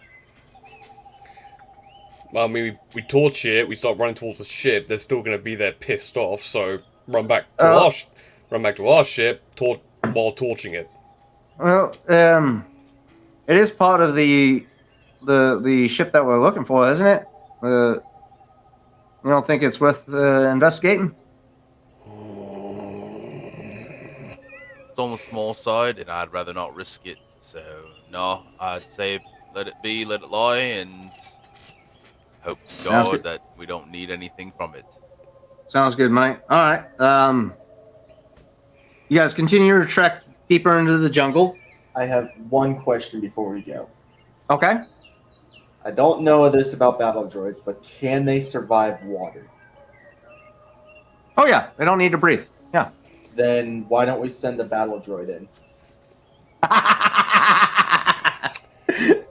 I like it.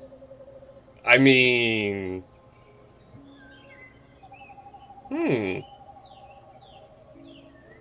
Like, we stay distance away so we don't get stung, but we send the droid in to see if there's anything inside. Hold it. Hold it.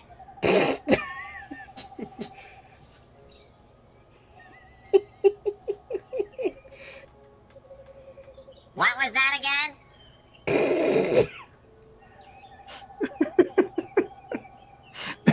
You get a sense that the droid's not sounding too on board for this. It's your droid. If he wishes that be its sacrificial lamb, then by all means send it on its way. I grab the droid on the shoulders and I'm like, please, buddy. Can you please do this for me?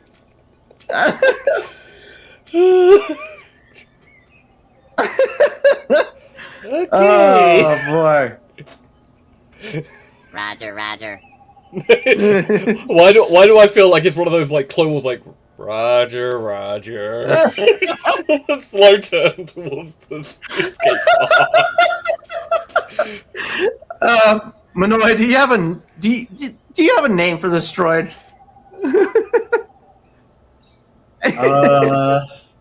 Let me just.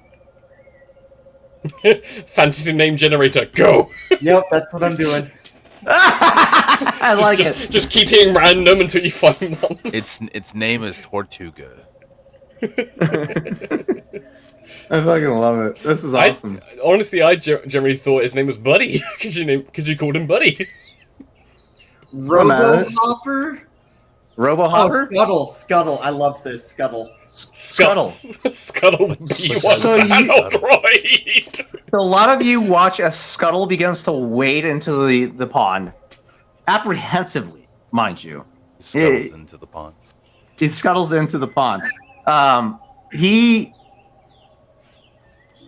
get a sense he's partially scared, not because these bugs could possibly do him harm, but like he doesn't know he doesn't know what's in store for him, but Yeah, in the water, we don't know what's in the water.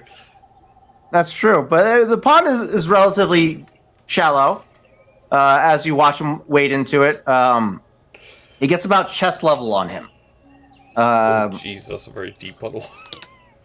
Yeah, but the fact that the escape pod, which is large as shit, is just Actually, barely yeah. above water level to the point where there water is getting into the interior, indicates that the ground underneath the water is very malleable and soft. And as he draws closer to this pod, he too begins to sink a little bit further. And his gait begins to become more. Can I call him? Do you call him back at this time as you watch him start to sink? Call him back. I don't want my droid getting, because then I'll have to go in there and get him out. No, there's one person who has to go and get him out, and that's the person that everyone's gonna. It's either gonna be me or Raul, because we got the strength. We got the strength to go in and get him. I gotta change this droid's name to Scuttle real quick. The best of us. Good droid. Honestly, I thought a T3 unit was going to be the one that was going to pop up, but if a B1 battle droid is the one that's here... I'm going to personalize them later, but, yeah, no, this droid's going to conduct a quick little, athletics check to see if he can get unstuck.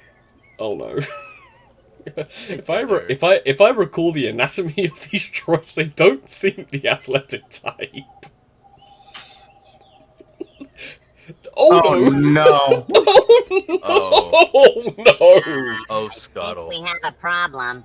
Yeah, no kidding, Scuttle! Scuttle looks back at you as you watch his gears whir as he's trying to walk, but he's stuck in place. I'm gonna drop everything and I'm gonna start running towards Scuttle. Can I attempt to grab Manoy at this point? Charge! Can I attempt to grab Manoy at this point, just to make sure she doesn't do anything that she's going to regret in this moment? For the audience, Scuttle rolled 3 failures and 1 advantage on his athletic roll. So yeah. Yeah, we're gonna switch over to the table view at this point. Please do. Um. Oh god. Yeah, the poor battle droid. Poor Scuttle. I am not losing my droid. You're not going to. I then move. If I have the chance to grab her, I grab her. I then push her back into Gryzar's, into Gandhi's hands, and just go, I'll get him. just reluctantly wander over to the pond, look at the droid, look at the escape pod. How wide is this pond? Like how far in did he get? So you guys are walking through this pond. It's about, I would say, about 50 feet across and in diameter. Okay. It's not like a crazy huge pond, but it's substantial in its own right. Okay. The water is murky. It's slick with algae and stagnant water. It's not a pleasant experience for fucking Archie. I'll tell you right now, he's not feeling good, especially with it getting matted into his fur right now. Aww. So I would say if it's that deep, Raw wouldn't have let Archie go in that far, and he would have directed him to come back. So Archie, as he's a tall individual. Yeah. And what comes up to a droid's waist might come up to my thigh. Yeah, he's like, he gets about waist deep by this point where you're starting to have second doubts about whether or not he should get into this pond and rescue this droid.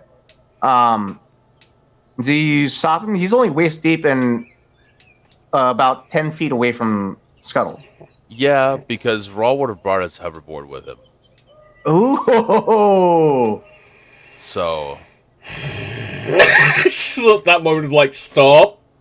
Hearing the hoverboard whir up and just looking at that droid and just debating with, not just to grab his head and just sink him further into the muck in that moment to make it a problem. And you also have 6 armed security running around on soup bikes right now, keeping a perimeter on you. So you got 2. They're on soup bikes? Oh my god. Yeah. Okay. Just Well. fuckers. It's just like. At this point, I'm close enough to. Am I close enough to actually see slightly into the escape pod at least while I'm here? From your So- position, I mean, you're seeing the attach point of the nest of these green bugs from your position. You can't see into the pod, but you can see the Either nest. It's dense too. way, Raw has his climbing gear on him, so he's going to kind of take out the rope that's from that and fashion it to himself.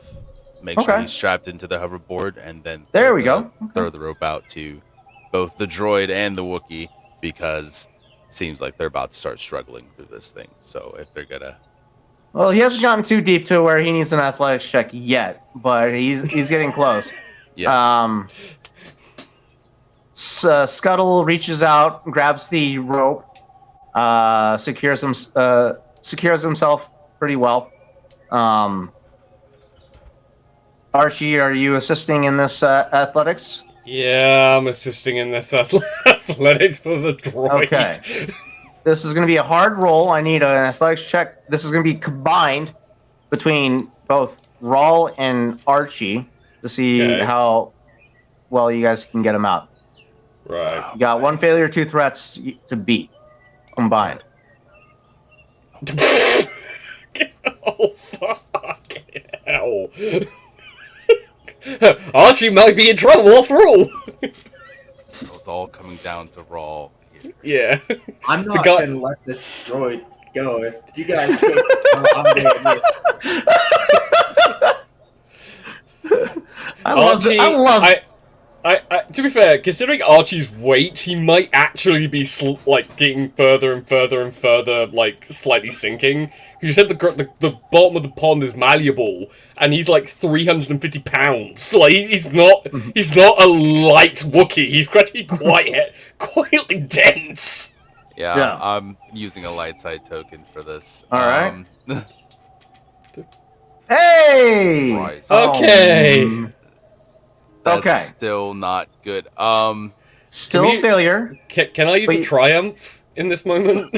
Yeah. Oh, There shit. we go. we got 5 of them. I'm gonna use a triumph. That's an extra success on the table, all right? Okay. So that will accumulate 2 successes, 6 advantages against 1 failure, 2 threats. So you have 1 success, 4 advantages on the table remaining. It takes a moment. Yes, Archie. You try to pull from your position, but the footing beneath you is very slick, and you find yourself slipping on occasion. But As Rawl sees Archie is slipping, he's gonna kind of like tilt back on the hoverboard to kind of like steady him a little bit. with that added propulsion, yes, you get that extra leverage that allows you to regain your balance and get your footing underneath you once more. And between the two of you, you manage to pull Scuttle out of the fucking shit. Just a fucking droid, just a fucking jungle planet, just motherfucking. You're welcome. It's like at this point, Archie just like looks at this droid as soon as he says "you" like that, because I knows a way to. Nobody has programmed him. Just looks at him and debates whether or not just to play to play a game of slapstick with the droid's hands on him. Yeah, he says you're welcome as he spots you struggling, and you manage to finally pull him out, and he starts walking on his own. Manages to spot you in like a moment of momentary slip up, and that's when he's like, "You're welcome." And you're like, I didn't need your help. I was helping you. Like, as soon as I get back, I just look at it's like trudging through, like soaked through, covered in algae and gunk. Just look at Minway in this moment. You and I are gonna have a talk about that droid when we get back to the ship. Minoy runs over to the droid, to Scuttle, and says, "I'm so sorry for sending you in there," and then frantically trying to like clean off the gunk. Doesn't give a care in the world that Archie's like grossed out. Is just fixated on the droid. I'm fine, by the way. Thank you for asking. Thank you. Rawl looks down from his hoverboard at his dirty companions and goes, "Oh yeah, this is going real well.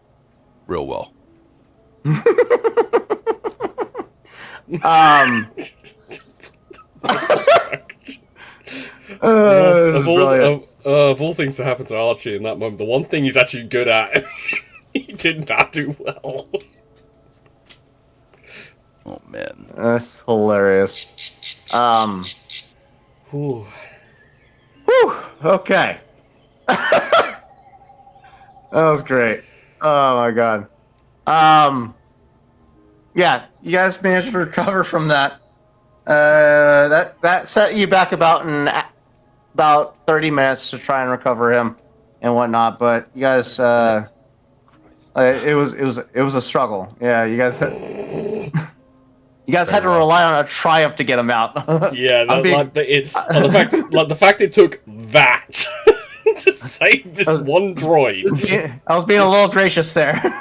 This is perfect. The way that this went through, this is perfect for my character arc. I was so happy that what happened. I love it. This is perfect for me.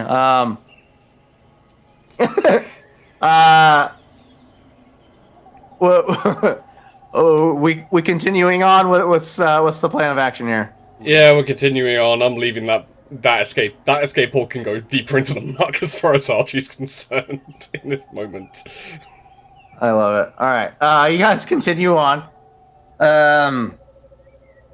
The canopy above you gets even denser to the point where light, the ambient lighting of this jungle becomes dimmer. It's still hot. It's still dank. It's still sweltering, but you're no longer having the constant beaming sunlight beating down on the back of your necks at this point. It's at this point, Grisar turns to the lot of you. All right, and at this point in time, I'm going to need you all to keep your head on a swivel. Both the ground and the trees are not safe, so stay vigilant. Minoy's gonna say something really dumb, and she's gonna say, "What's a swivel?" Oh, I get. Rawl, She doesn't know the saying at all. She does not know that saying. Rawls could just snap his head directly to her. Oh, I had high hopes for you. Damn it. Fine. Yeah. Head on a swivel, got it, and he'll summon his Catorce's blade, and just kind of keep that Yeah, I'm gonna ready at all times. I'm gonna unholster my bowcaster at that point and just look at Minway, just kind of like everything that you see, you keep your eyes on, while still maintaining pace with the group. I love it. Got it. All right. Let's go ahead and get another athletics check. This is going to be average difficulty this time. I'm now nervous about my dice. Oh, okay. Okay. Here we go. Okay, we got. Really got. Hey, look, our triumph's back. Yeah, we got it back! You guys are fucking killing me. All right. Yay! Oh man, this is almost as bad as last session with Rawls doing all those high rolls. What's going on? You Yeah, know what's gonna you know what's gonna happen, right? We'll get into combat, and Roll's not gonna roll above above That's a what I'm success. saying because last session everything was destroyed until it came to fucking Yav, and then as he did that, he got away. the Wait. dice giveth, and the dice taketh away. Indeed, indeed. The pendulum will swing. It's just whether in this session or the next session it will swing. All right. Sorry, just taking some quick notes here. Delays 30 minutes. Time currently is, I'm going to say about 9:30 at this time. As we spent some time trekking through this jungle, we're approaching the end of the first leg of this journey.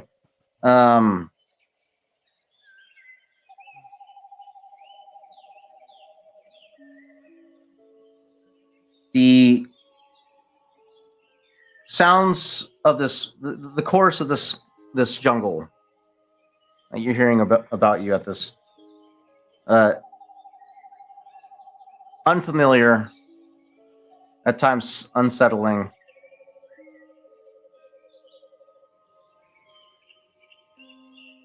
But you persevere. You continue to push through.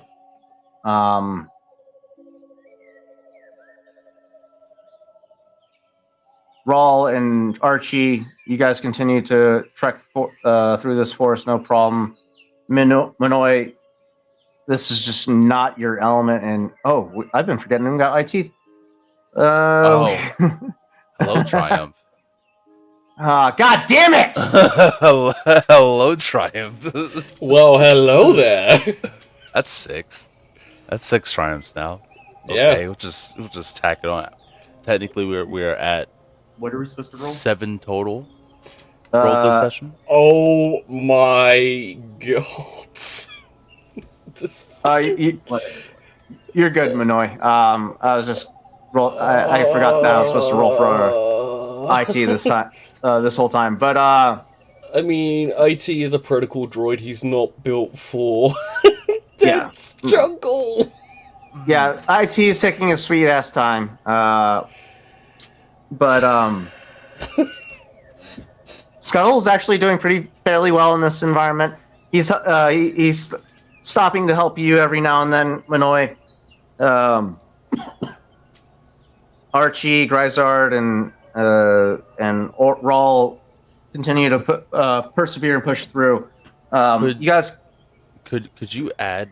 Is it possible to add a boost die if Rawl takes the time to use his Catorce's blade to chop through the dense foliage? Because I mean, like it. it's a vicious 3. Like, he's got a bunch of things to make this like almost like a lightsaber, basically. So he's just cutting through this like it's butter. I like it. That's a good point.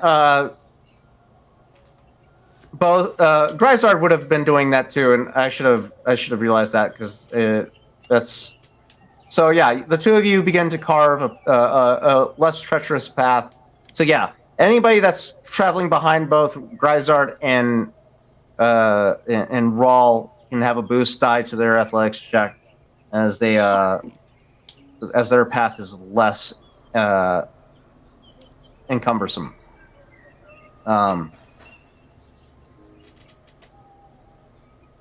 Sorry for me coughing, by the way. I try and mute myself. Oh, you're fine. No worries. For some reason, like for the last 30 minutes, I've been just coughing.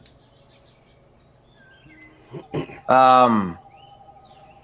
guys' journey down down to this river crevasse. You are constantly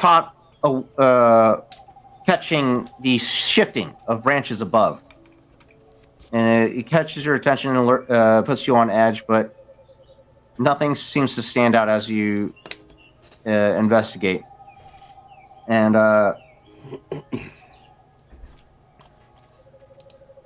actually, I got to do a check real quick. Give me 1 second.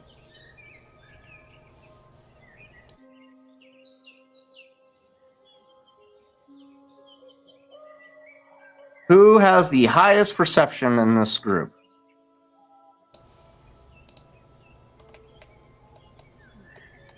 Probably me, I would think. Yeah, I would say roll, to be My honest. perception's Because 2. I have 2 proficiency die, like the yellow ones. No, I have 2 green. 2 green. Yeah, I have, I have 2 green too, so it would be roll. yeah. Okay. Okay. All right. Said 2 proficiency? Mm-hmm. Let's give me yours. Go ahead and roll a perception check.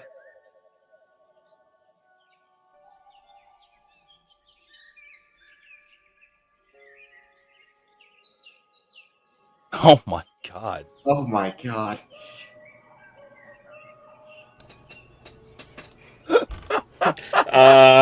Tarzan. Yep. There we go. You guys are fucking killing me, man. So 8. We're at 8 now. This is That is insanity. I need you guys to 10 fucking chill out. I need you guys to chill the fuck out with these triumphs. That is No. 10 triumphs that have been rolled this session. Yeah. Dang. That's insane. How the fuck are you doing this? Just you wait. Just you wait. It might be the previous session 2.0 with Rawl. It's fine. Instead of this It's time, except this time, instead of stun blasts, it might be teeth and claw from whatever he might just see with I mean- unerring perception. Whatever happens, I'm going to tear into it with the feral strength of 1,000 gods, because 8 triumphs is going to do something, okay? This is some fucking horse shit, is what it is. Hey, to be fair, I got a lot of stuff that I can do as well as good for melee brawling. So I'll be right there with you. Oh yeah. All right, it's fine. We're fine. Everything's fine. Fuck. Okay. What do I see, Tarzan? Shut up. First off, I think the question is, what doesn't he see? Indeed. I gotta figure out whether or not you do spot this motherfucker. Granted, you did roll a fucking bullshit 2 triumphs, so like that's two triumphs and to add insult to injury. two Triumphs are successes. Listen. Triumphs only count for fucking successes. There's no crits. Well, there's no critical successes in this goddamn game. Thankfully. I will stand by to utilize them all if necessary. Oh!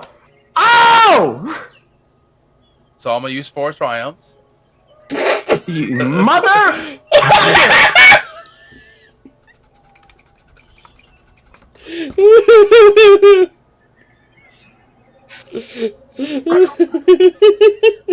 Okay, back down to 4. We might as well use 4. Core rule book. Can you do that?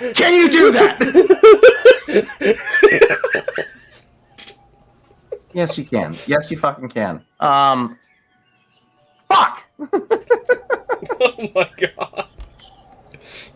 Well, all right. Honestly, if this is just lately, I've noticed this running trend. Okay, how fast can we break Tarzan this session?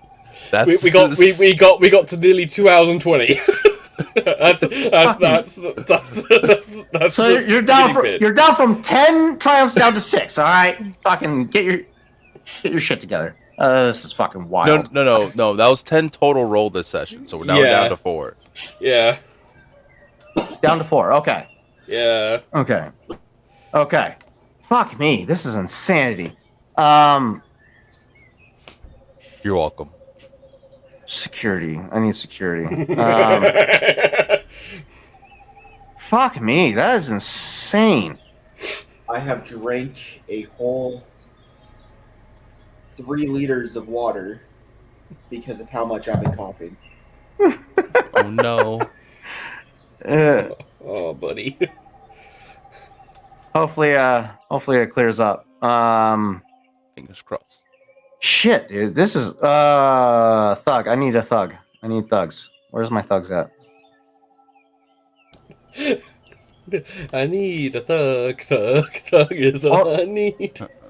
The thugs are the security guys running security, because what you're spotting in this moment is sexualized on one of your armed escorts. But I need a fucking character sheet to roll against, so fucking give me my fucking thugs, man! You got this. I believe in you. Yeah. I'm so stressed out right now. Because I wanted this to be like a complete surprise. I wanted to take away a couple of these guys before you even realized it. Ah! Now they're part of Rule's crew at the moment temporarily, all the same. So- Fuck! Hey, we're following Grezard's, instruction. Head on a swivel. Follow his Head on a instruction. swivel. Head on a swivel. Yeah, head on a swivel. That's fine. We're fine. We're gonna go with security droids because I can't fucking find one. Solid. A goddamn son of a thug for some reason. So security droid, minion. Give me my security droid. Where's he at? Change him over to a minion. All right. Okay. So back on task. You guys are keeping your head on a swivel. The constant shifting of branches and the occasional screech of wildlife keep snatching your attention from the immediate moment. You look over as you look to your security escort for reassurance in the moment.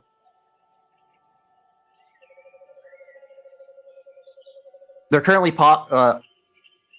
holding in place next to a tree on their swoop bike. Driver taking a drink of water, the gunner on the back looking around expectantly.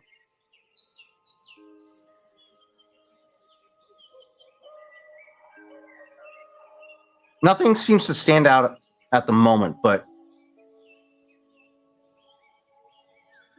for just you're not quite sure, but it looks like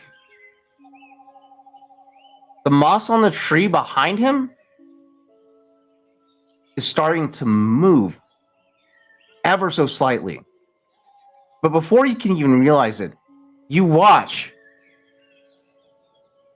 as a tendril lashes out, grabbing the gunner by the throat, and that patch of moss begins to ascend into the tree at incredible speed. I need another fear check from you guys.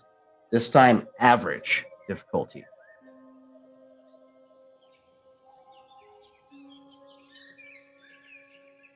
I'd like to use my reaction.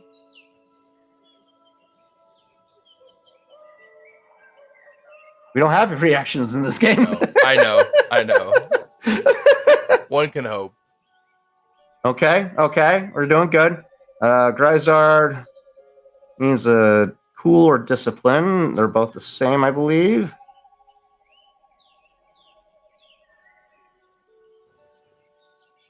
Okay.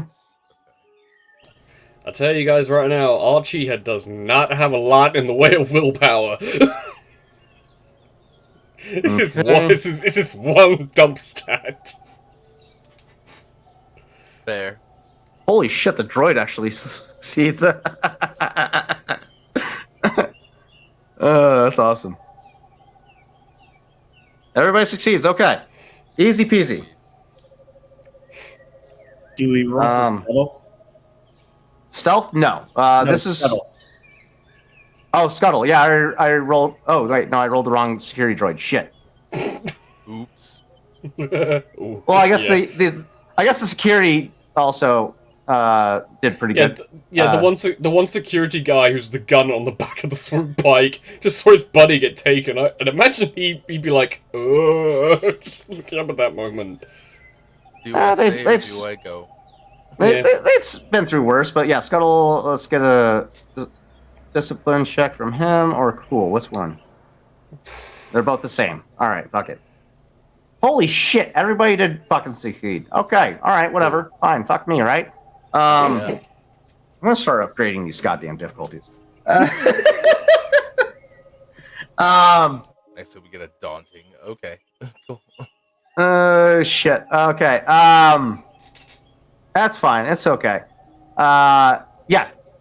You watch as this this patch of moss seemingly contort in a tendril, lashing out, grabs one of the security guards, Ripper, by the throat, and begins to climb and ascend. And Is this too fast to react to? let's take a look, shall we? That's what Oh, I'm what you're wondering. But what you're witnessing in this moment is a eight-legged or eight-limbed malleable creature with two bulbous eyes and an elongated what appears to be what you can assume to be a head. An arboreal octopus. As it snatches his prey and begins to climb up. Nope. Let's go ahead and get a initiative. As you, with that perception check, you look around and you spot 5 more patches of moss that bear the similar shape of this creature that you just witnessed. Oh god, okay. What do we roll for initiative again? This is going to be either no, actually, you guys are reacting to this, so this will be a vigilance check from everybody. Okay, dokie. Yep. Huh! I love the fact that the two people who are the heavy hitters, Roll goes first, followed very quickly by Archie. Just running at the damn thing. Alright. You guys are encountering that many. Good. Okay. Good. We need a cool from the Arboreal Octopi.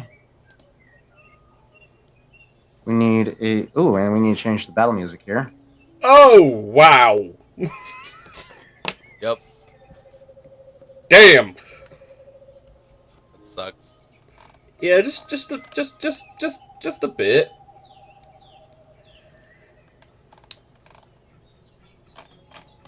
Where's my weather? There we go. Okie dokie. Okay. We got, That much cool. Yeah. because it's not just one of them. Oh, fucking hell. Okay, vigilance from everyone. IT God damn, dude. and Surprised Ryard didn't roll a triumph on that one. oh, listen here, fuck. Honestly thought he would. Damn. Yeah. Damn. Three successes, 2 advantages. That's going to be PC.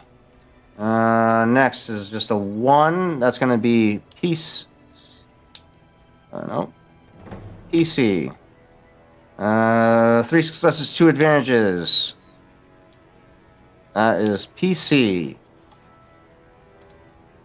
1 advantage. That is PC. 3 successes, 3 advantages. That is the swarm of arboreal octopi. We are now in initiative.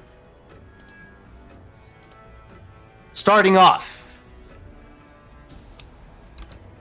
the octopi, all 5 of them are going to lash out. As you guys immediately notice, they are all centralized around your security detail.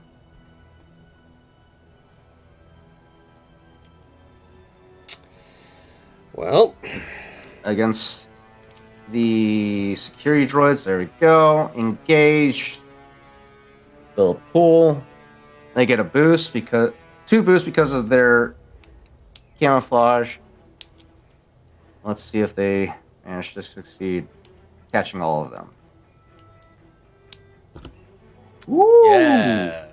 Okay. fuck! Okay. All right. Hot damn. They don't manage to ensnare these the security detail. You watch as all 5 of these creatures lash out at the same fucking time, reacting to Ripper getting ripped off. See what I did there? Getting ripped off of the swoop bike and being dragged up into the canopy above.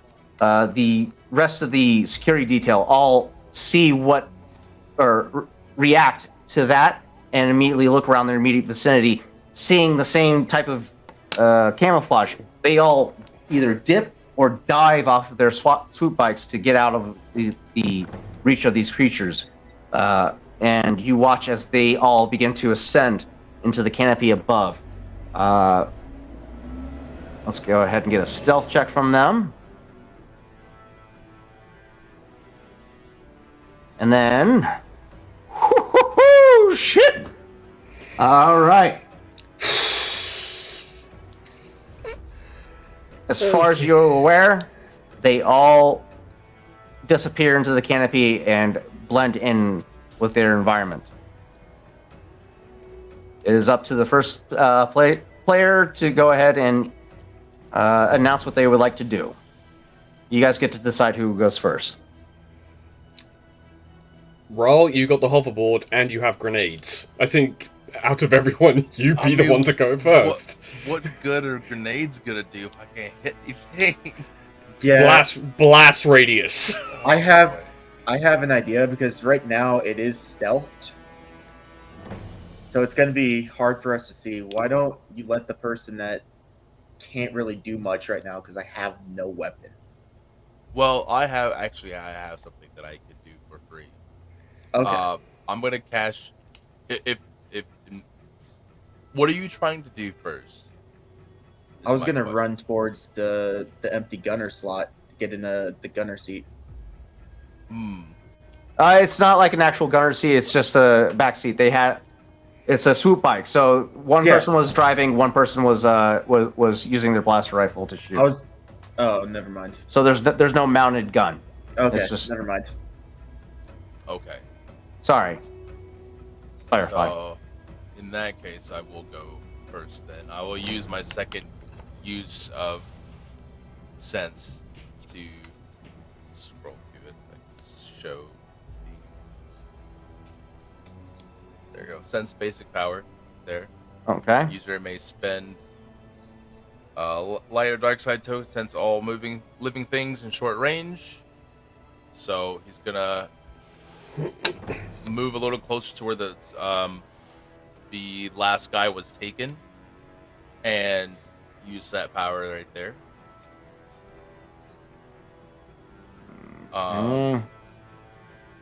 Can he sense where that guy is taken in? Is he alive? 1. And can he sense the octopi? As you close distance, yes, you can still sense he's alive. He's just being carried up into the canopy. Is that me? I don't. It sounded like Pro. I'm thinking it's you. No, that was me. Okay. I was like, I don't have. No, because it's 6:45 in the morning here in the UK, so the Ah. crows are the crows are doing Gotcha. their normal thing. I Apologies, was like- everyone. No, you're good. I was like, I don't have a soundboard for crows. Right on brand. That being though. said, right? That being said, yes, you. Where is Scuttle? Why don't I have a character sheet for Scuttle? 'Cause I just made a copy of him, or did I just change his name? And I did just change his name. Fuck it, whatever. Yeah, you sense him. You sense Ripper above you. He's still alive. He's just currently entangled with this creature. Since Rawl can sense the area generally, and since he can always summon back his weapon, Rawl's gonna take careful aim and throw the Katorsis blade at this creature in the effort to either impale it or sever a limb to drop the guy. Okay. These trees are massive in scale, so this is going to be This will be a ranged attack. I'm going to say, for you to pull this off, it's going to be a medium thrown weapon attack.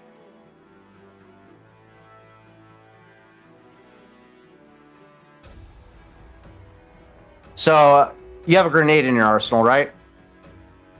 I do. Okay. Go ahead and use the grenade as a means to roll damage, or to roll to hit, and then afterwards roll, and then we'll figure out the damage output for the axe. So roll an attack at medium range with a grenade against the arboreal octopus.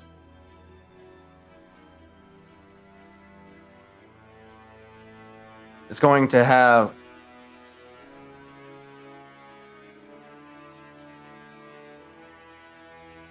okay.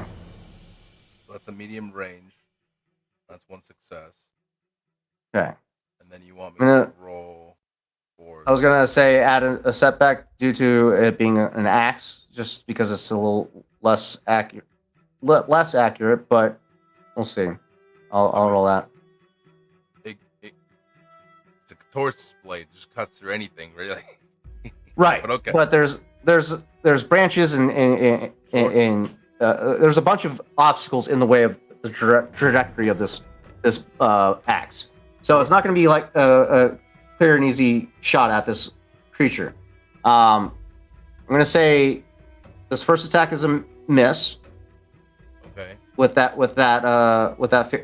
two failures. Wait, no, you got one failure out of everything. So one failure, and you canceled out the threat. So you get close. You throw the axe. It cleaves through several layers of branches, but it ends up the haft of the axe impacts into a third branch and stops its trajectory, and it clambers back down to the ground before you. You now have a line of sight on Ripper, who is still clinging at his neck at the moment, trying to fight his way free. But and you can see what a patch of moss clung to the trunk of the tree. That was your action. Get anything for maneuver or incidentals?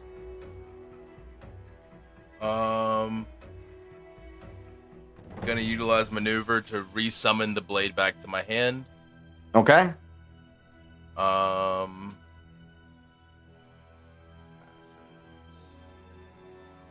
Incidentally, you can drop a weapon, make a call out,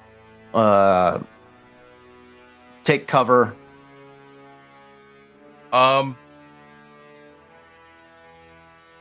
Probably going to shout out to Archie since he has the bowcaster. Oh, aim at the treetop right there. You can see it. It's got that man. It's got Ripper, and he's gonna kind of direct him to shoot at like center mass of the vines.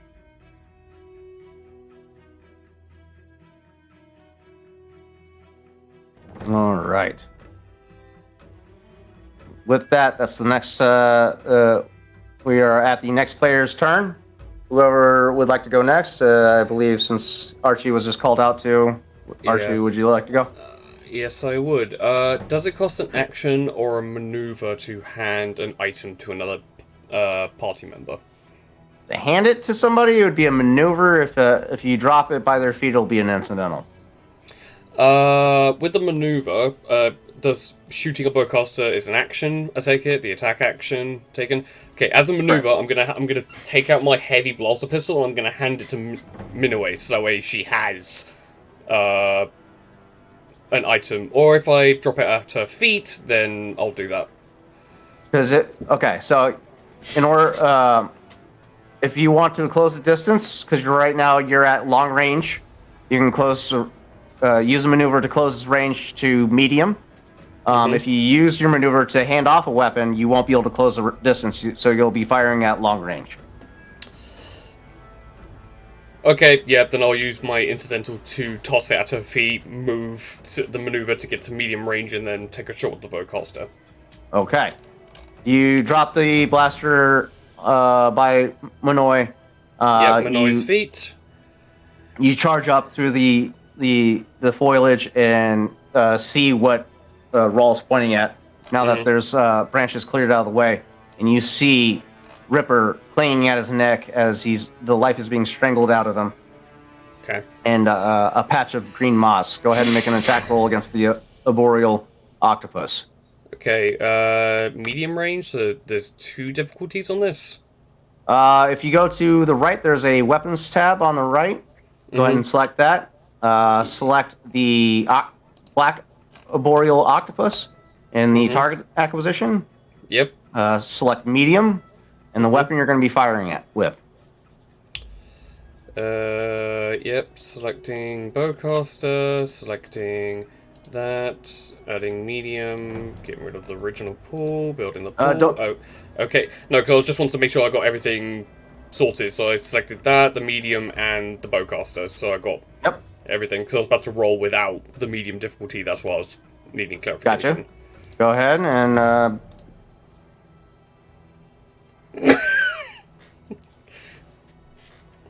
Okay. Yeah, I'm not a ranged combatant in the slightest. Okay. Yeah.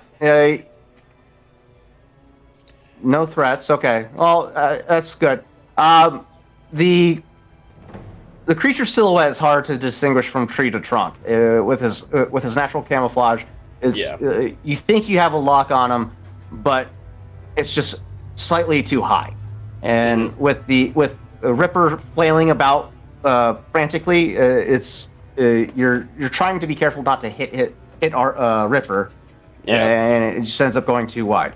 Anything else? You got that was your incidental action and maneuver. Yeah, so I'm done. I'm done. I've done pretty much everything I can do.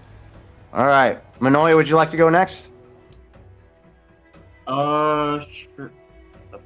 Sure. Okay. I'm going to pick up the gun, but because Minoy's never handled a gun before, she's gonna try to aim it at where she thinks where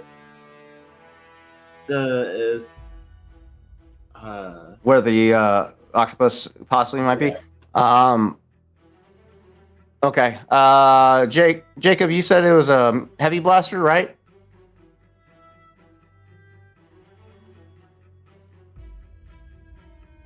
Yeah? He had to say. Oh, okay. Jacob, you said the blaster you left Minoy is a heavy blaster? Yes. Okay. So, a heavy blaster is going to be... let's see. Are you going to close the distance or are you going to remain in position? I'm going to close the distance. Okay, so you use your maneuver to close the distance. A heavy blaster is going to be ranged light, medium range. So you get into medium range. So average difficulty to hit. So let's see. What's your range like? You don't have any weapons attached to you, so what's your agility? Agility is 2, so you get 2 ability dice. Go ahead and select 2 green die. You don't have any skills or any proficiency with weaponry, so yeah, it's just 2 range light. Yep, 2 ability die. 2 successes. Okay, you land a hit. That's 2 successes, so that's 7 plus 1 is 8 plus 1, 9 damage. 1 advantage. You don't have anything with that. So yeah, you get 9 damage on the arboreal octopus. Look at that. All right. So yeah, the 3 of you converge on this on Ripper's location, trying to rescue him. Land a shot on this individual for 9 damage, which is against his soak is going to be 6. Okay. All right. Good shot. You have an incidental left if you would like to call out to Scuttle, or if you to give him orders, or what? No, I'm not gonna call out because I think Scuttle pretty much understands what's going on.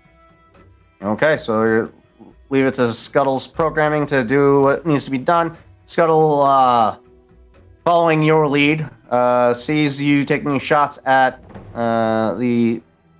what appears to be the octopus, draws his battle blast rifle, and takes shots at it. Let's see.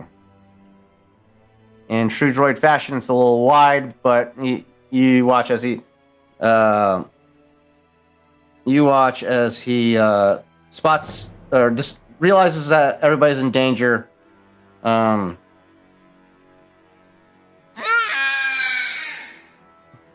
Runs up, takes shots, and it's unfortunately a little wide. And it's his turn. Let's go on to the next one. Let's go with the security detail with you guys. They all are going to take shots at the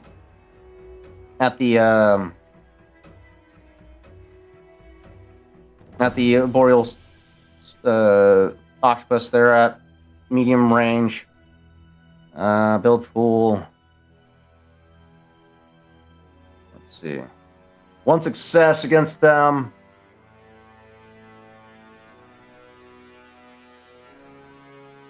So that's 5 shots. 5 times 7 will be 35. Oh no, they got a crit. Shit. Okay. All right. So 35 damage plus a crit.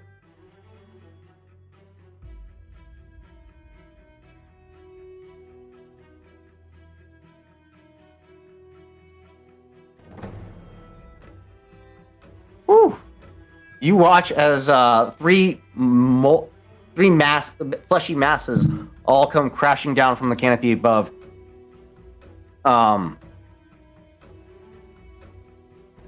Ripper comes falling down as well. Oh wait, no. Ripper's still entangled, but the other 3 around, all around, drop out of the canopy, lifeless. We're gonna roll a crit on there. Slow down. The target can only act during the last allied initiative slot on their next turn. Oh shit. Okay. So they don't go first next round, they go last. That sucks. Oh no. Okay. That ends security's turn. Grizard goes next. seeing everybody focused on Ripper's location, he's going to do the same. Running up, taking a shot with his C10 Dragon Eye Reaper heavy blaster pistol. Oh no, actually. No, yeah, he's going to do that. Okay. Still pull.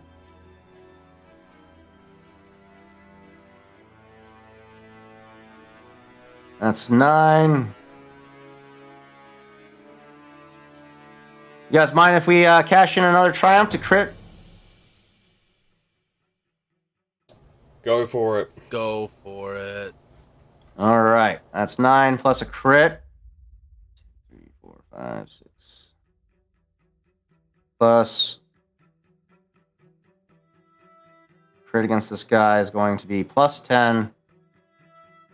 Because he already has a wound, a critical wound, injury. Fearsome wound. Woo! Shit! These guys are getting fucked up. Target increases the difficulty of all presence and willpower checks by 1 until the end of the encounter. Shit. Why did it add 10 twice? Did it automatically already accommodate for the critical wound? Is that why?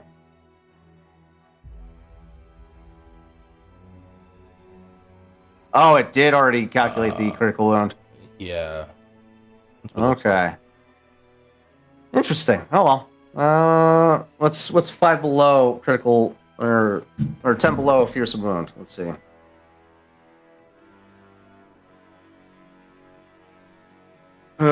Tip below is 45. One component of the attacker's choice is knocked offline. Wait, that's vehicle.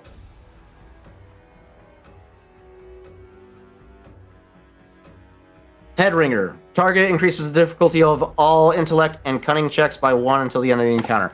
Doesn't really factor in, but that's okay.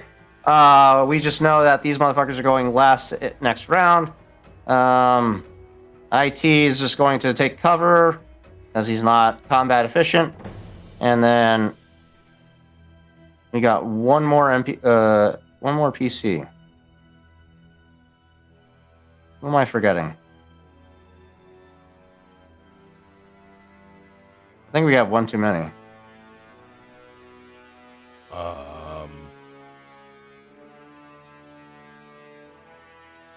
Did Scuttle go?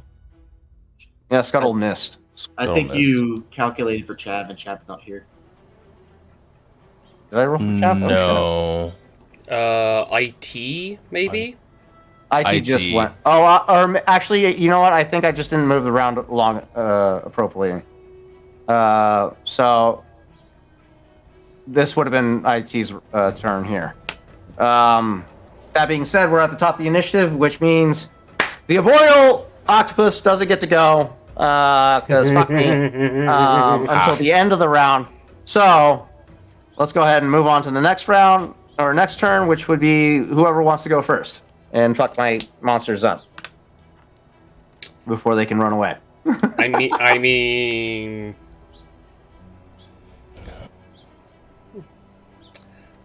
badass on hoverboard, go first.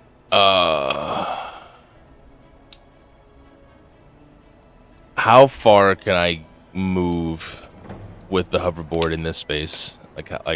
Distance. Are you trying to go up or what? Yeah, trying to go up, straight up to it. Instead of throwing my weapon, I'm gonna go up to it. Is it gonna be further than me just simply running up the side of this tree? I mean, you're gonna have to do an athletics check to climb a tree, or you can use a maneuver, I believe, to mount a vehicle, which means you won't be able to go up this round. Okay, I see. You can try and climb up with the maneuver. I'll say it's probably gonna be a hard difficulty to do so, but you can do it, especially in the heat of battle. Yeah, I Use also the Pax Lake. have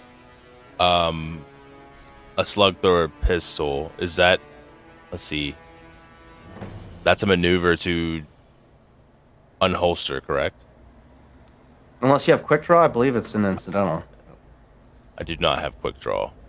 Yeah, that'll be a maneuver to switch weapons. Hmm.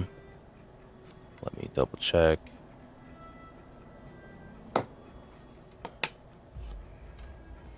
Oh, it's short. Damn it.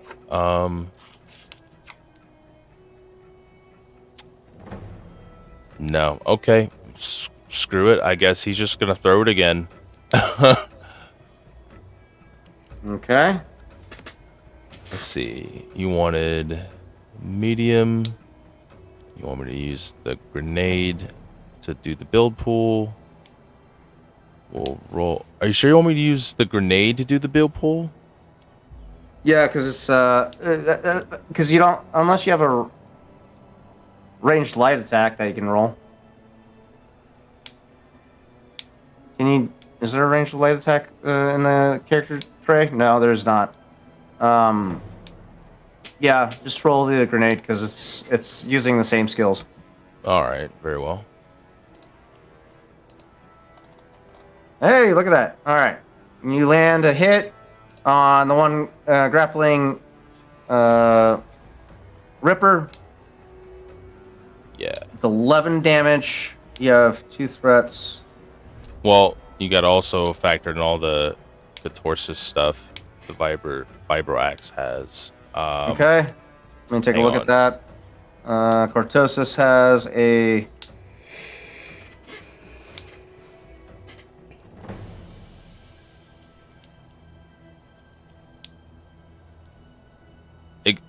Ignore Pierce. You have took Pierce 4, so you you ignore Force. You need, ignore up to 4 Soak. You have Sunder, Vicious 3, which adds 30 to critical wounds. And then Cortosis. I also have Uh, defensive. What is it? Hang on. Weapons are immune to Sunder. Our armor is immune to Pierce and Vibro Breach. Axe. Yeah, I have Pierce 4, Sunder 2, Vicious 3, Defensive 1, and Catorsis. Yeah, Vicious just adds 10 per rank of Vicious to critical injury rolls.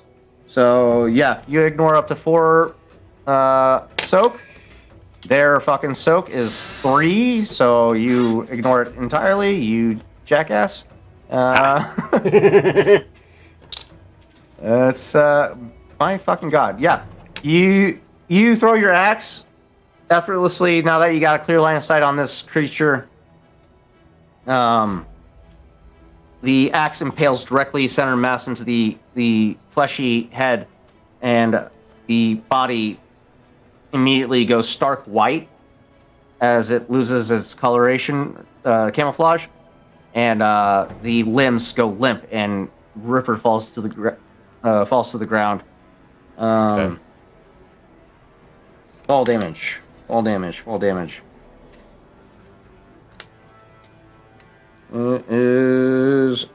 He needs to do a Can I average. use my maneuver to, instead of summoning my blade back to me, to run underneath him to like catch him? Okay. I'll give him 2 boost die for that. To account for that. Okay. Yeah, you catch him effortlessly. You as you catch him, you see around his neck the immediate discoloration of his skin around his neck, accompanied by suction cup wounds. Can I use my incidental to see if he's been poisoned in any way? Or is that an actual check? That's an actual check, but it's not an action. It's not. But in the moment, it's going to be. I would say if you're going to try and do it in the moment of battle, it's going to be a daunting check for sure. I mean, if I can do it without having to sacrifice anything, then yeah, I'll. Okay. Yeah, You can do it in the moment. Just a quick glance over. It's going to be a hard, daunting check. So 4 failures to beat, 1 threat. So I'm assuming it's medicine, correct? Mm, Or do you want me to do vigilance? Or perception? let's go with survival. Very well. Or actually, your choice: survival or xenology, or survival or xenology. I'll do survival. Okay. Hang on, let me get rid of these extra.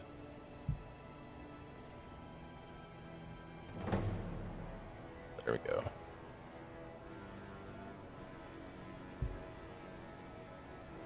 Survival. Oh, nothing. Okay. I'm gonna keep Yeah. those triumphs. Yeah. Yeah. Can't really tell anything. You don't know much about these creatures, but you don't see any puncture wounds per se. The skin just looks heavily bruised from the strength of this creature that was carrying him, but he looks to be in fighting condition. Anything else? Nope, that's it for me. Okay, next up, who's going next? I mean, I'll go if Minoi, you okay? Where's the other nearest target? Do I see any at the moment? Because 3 fell, 1 died, so I'm assuming there's 1 left. Potentially, There's 2 remaining. 2 remaining. Do I see them? Possibly. Do I see them at the give- moment, or they back up in the? Give me a perception check. It's going to be contested against their stealth. They have 3 setback due to the combat situation. You have 3 boost to try and spot them. Okay, perception and 3 boosts. Let's see how this goes.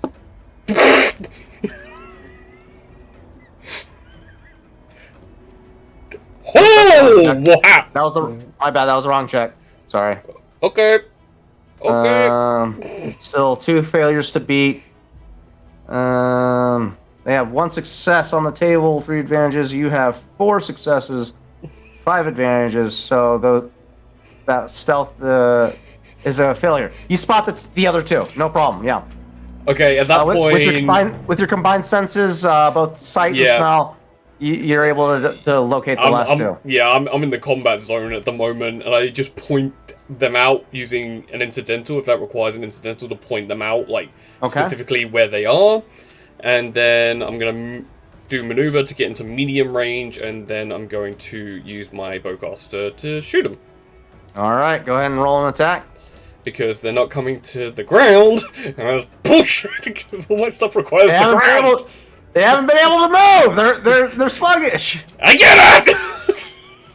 All right, 2 successes, 2 threats. I'm gonna say with those 2 threats, you managed to land a hit. Okay. Some of the plasma scoring flares out and ignites some of the nearby shrubbery. Awesome. Huh? I'll take that. The canopy slowly begins to catch on fire at the moment, and that's. I don't know if that's good. I don't know if that's good or bad. Is there any properties to the bowcaster at all? There's cumbersome and knockdown. Knockdown. Ooh. Yeah. I looked up what it can do, and knockdown is one of the things it can do. Knockdown requires an additional advantage per silhouette beyond 1 to trigger. Mm-hmm. When triggered, the target is knocked prone. You didn't roll any advantages, unfortunately. Okay. No. So it's I just kept that in mind of like, oh, that's a good thing to know. Yeah, 12 damage minus their soak is 9. 9 damage. Okay. 2, 3, 4, 5, 6, 7, 8, 9. I mean, that's not bad for a bowcaster, to be fair. Yep, you land a good shot. It shrieks out in agony as you land the shot, but it's still moving and slowly starting to climb back up. Anything else? Besides roaring at it to get down here? No. All right. No worries. Up next, we have Minoy. Minoy get right next to Archie Okay. and aims at the same a Boral that Archie just shot at, hmm and will shoot the pistol Okay. Go ahead and roll light. blaster. Yep. Go ahead and roll. Average. I got the difficulty rolled. One failure, one threat to beat. You just roll your ranged light attack. Success advantage. Okay, so a little wide. Yeah. Weapons are crude. You're more proficient with working with tools. You're not used to having to react in a high stress environment. So handling this weapon is stressing you out to the point where you can't use it effectively. Essentially, is what's going on here. You got an incidental and maneuver or incidental left if you would like to use it to call out or make any call outs or whatnot. No, I'll just swear at the pistol because I can't. I've never used a gun before or a Right. blaster, so All right. that's all I'm doing. Okay. Oh, no worries. IT I'll remaining. be right back. I need to use the restroom. You can continue. Okay. Sorry about that. We'll be wrapping up here shortly. IT continues to take cover as he is not able to do anything in a fight. Grisard. Grisard spotting the other two boreal octopi being called out by Archie. He turns with a little bit of a flourish and closing the distance, takes a shot at these critters. Oh, I need to build the pool first. There we go. Lands another shot. What is the properties of this weapon? Does it have anything cool? I didn't. Looks like I didn't roll anything. Looks like a stun setting more than anything else. Yeah, no, it doesn't have anything cool, unfortunately. That sucks. All right, just 9 damage against the boreal octopi against its soak, so 6 more damage. 2, 3, 4, 5, 6. All right. The one that he lands a shot on falls to the ground with a sickening. One boreal octopi remains, and up next we have. Let's have Scuttle. Let's have Scuttle get into the mix here. He charges up, taking aim. Let's see. Come on, Scuttle. Land a shot, buddy. Damn. In true droid fashion. Sticking to it, apparently. No. Yeah. And, yeah. Doesn't land the shot. Finally, it's going to come down to the security team. They all converge on a point, taking aim. Let's see if they can take him out. Woo! Shit. Okay. So these Yeah, are I'll- not clones. Got it. Yep.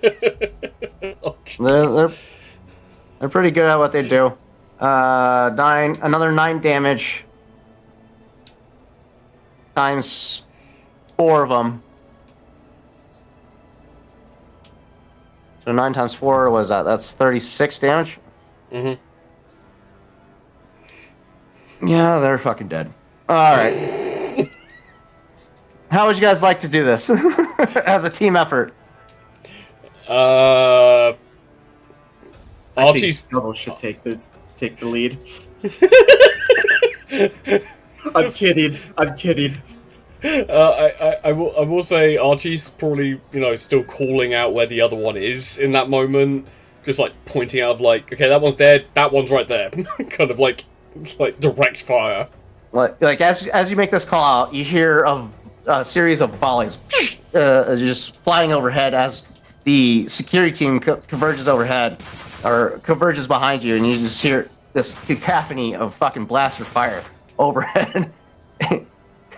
The canopy Shredded. Yeah, just... the tree itself obliterated. I mean, I set the tree a little bit on fire. The head of that tree is just gone. Raul just looks up at it and says, "Yeah, I think we got it. just like I do little think it's dead." little clumps of cauterized moss octopi just hits the ground. just in that moment.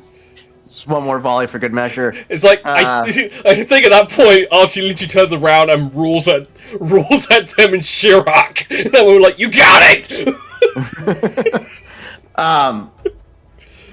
That being said, yes, the canopy is still slowly smoldering and catching flame. Uh-oh. The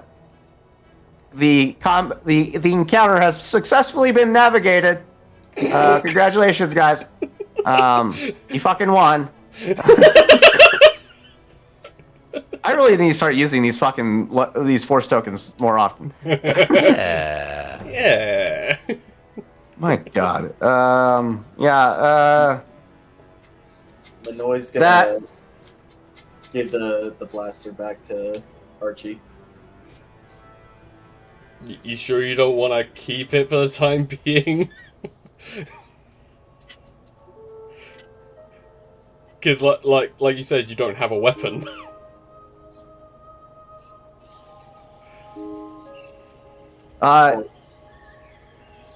What's Manoy's disposition about with weapons? How does she feel about carrying one around? Well, she fled every single fight in Terrace.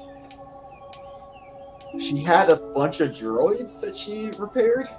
So her shop was literally just like a little hut in the middle of nowhere. She would just fix droids, and the droids would do the fighting for her. She's never handled a blaster, and that she's handled a melee, like a saber, but it was like emergencies only. So you would say she would feel very uncomfortable about having this weapon in her hands. Yeah.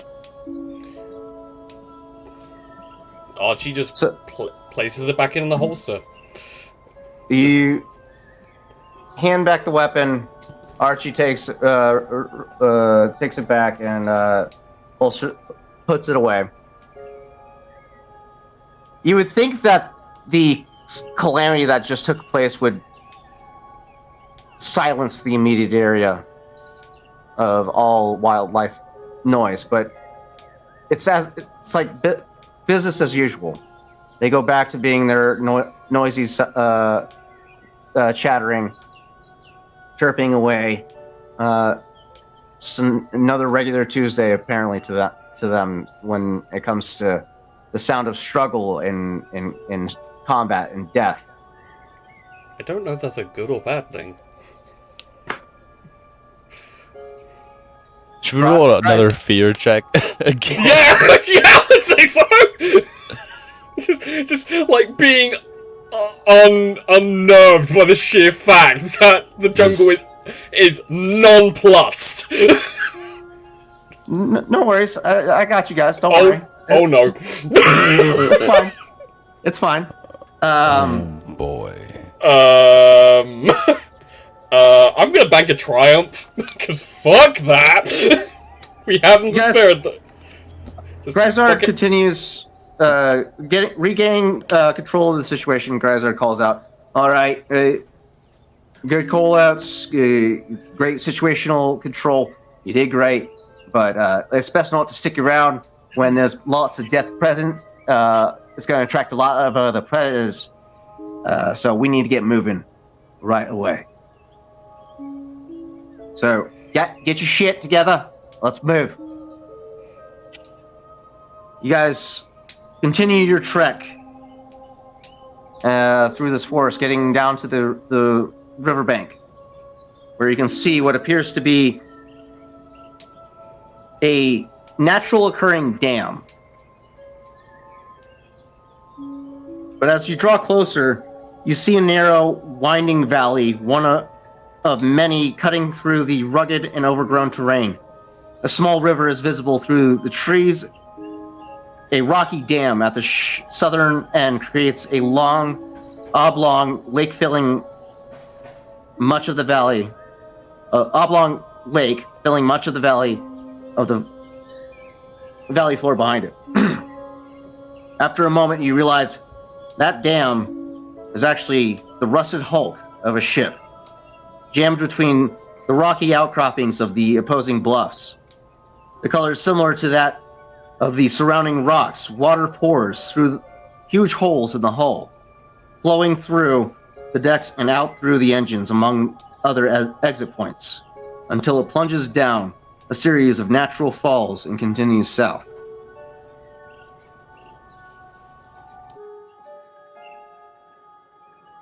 At this time, if you would like to use any portable equipment to scan, or would rather just use your own eyes, you can perform either average perception check or easy computers check to scan the wreckage.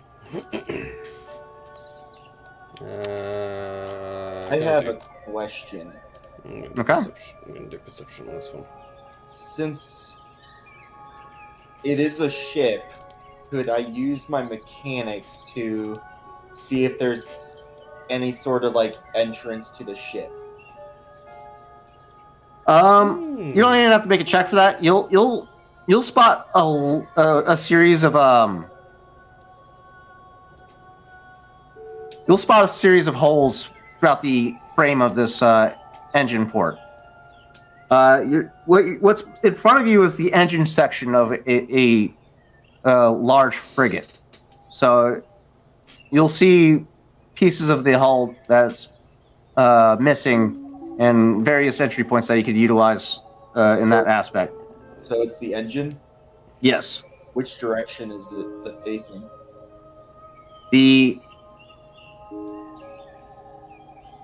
engine port Like, is if it's the engine section, which side is like where the thrusters and stuff would be?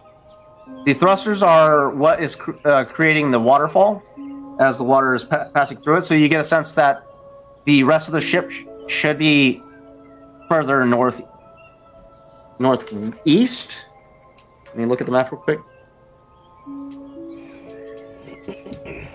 Further north of your guys' position, but there's possible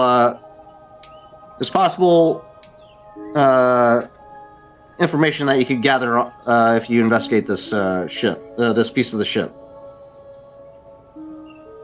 or there might not be anything. But if you would like to make a check at this time, you can make either an average perception or an easy scan or a computer's check to determine. Raw would probably use his macro binoculars to remove any setback die and do this. Okay, the single die is your check. The 2 die is whoever's doing perception. I'll do perception. I'll also do perception. No, yours would be computers with the macro binoculars. Oh, I see. Very well.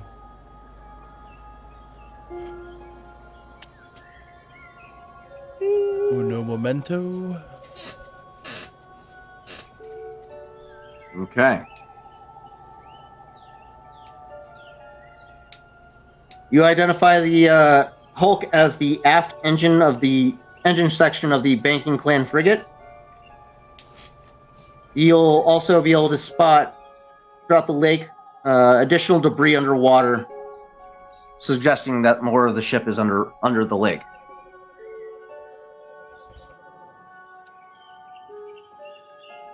Hang on, I have something for this.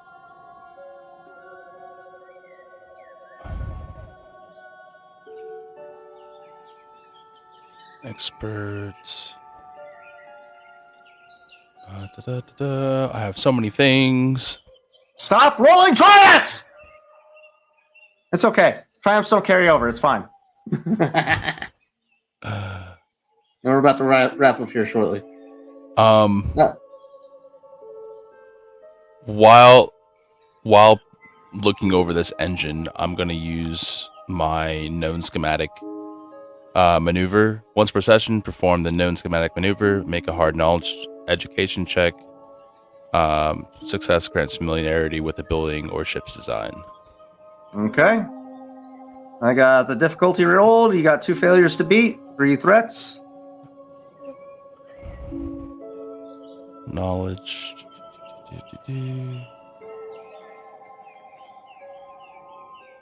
Education. There we go. Oh, yeah. Damn, okay. Oh, here we go. Gimme.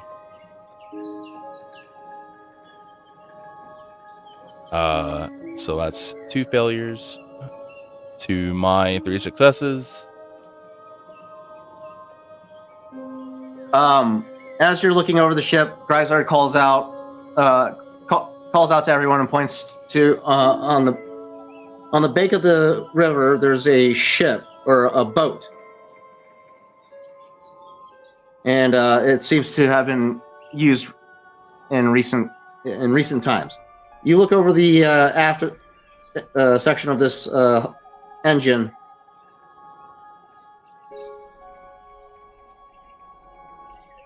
It's very. It matches the design of the Sadnala ore, as far as you're aware.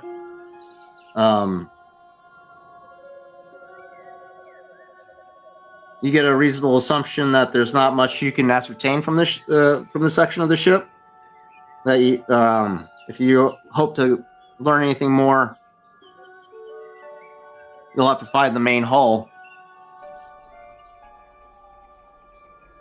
As you look it over, the hull plating of the ship is in very poor condition, and you get a reasonable sense that it cannot sustain the weight of a starship, so landing on it would not be an option.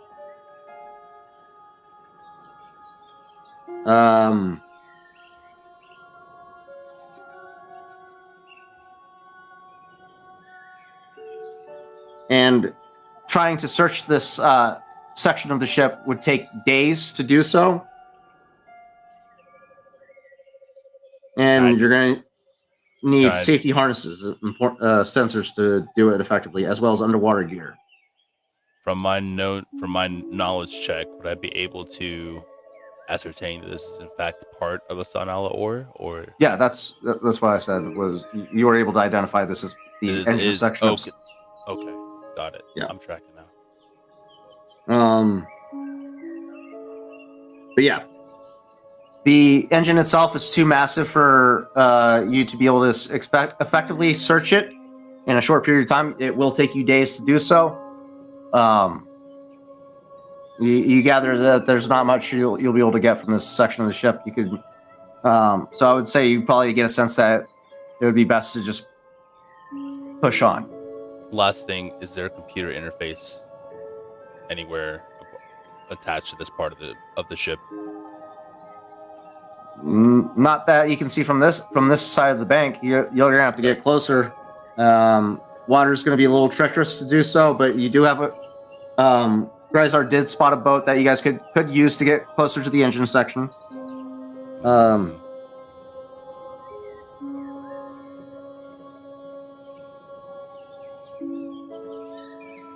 We could try it.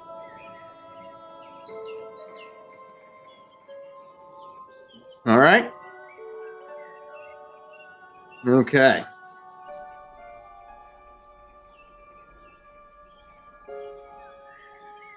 You guys take it. This boat, is it? What's it made of? Is it like someone like crafted it from wood, or is it like yeah, just a section of? not wood. It's patchwork. It's a patchwork ship made from what appears to be parts of the hull of the San Alor. So someone with actual intelligence made this. Okay. Or survivors. Yeah. They had time. Um, So Yeah, it's been 20 years on this planet, so they've had plenty of time to create tools and learn, make equipment. So you're gonna utilize this canoe to get closer to the engine section. Yeah. All right. It can hold up to 2 people, so you're gonna have to choose who you want to go with you. I weigh a bit too much, so I don't think I do well in this canoe. I'm Well- pretty sure it would either be 1 me or 2 of everyone else. That's to fair. to be perfectly honest. Raw That's fair. hoverboard. So Yeah. Honestly, I just look at Gandhi in this moment and just go, if you and Techwiz go with Roll over to the ship, I can stay here with the security detail to secure the dock area while they go off and look. That sounds about right, mate. Yeah. Tell you what. Go ahead. Move on up ahead. Secure a campsite. It's starting to get a little. We're going to need to establish a base in this section. We're going to be down here for a while. So yeah, figure out where would be a good spot to set up camp, and we'll be back shortly. All right. Before he goes, he gets another massive Wookiee bear hug in that moment. It's just like another one. It's like, I like it. Yep. sit down and just pat Minay on the head. Look at the BD droid and go, and then go and find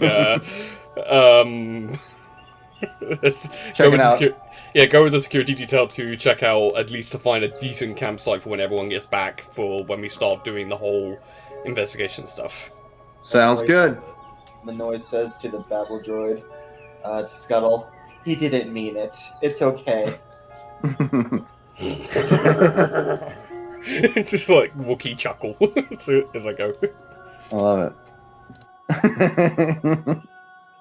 it. Alert command! Enemy troops at our position! As he points to fucking Archie. All it would take is one accident, and that droid is gonna go flying into the river. It's gonna take one accident. Scuttle follows Archie and the others in the security detail to secure a campsite. The two, both Gandhi and Minoy, load up into the canoe. Rawl in his hoverboard, and you guys approach the engine section of the ship. Hovering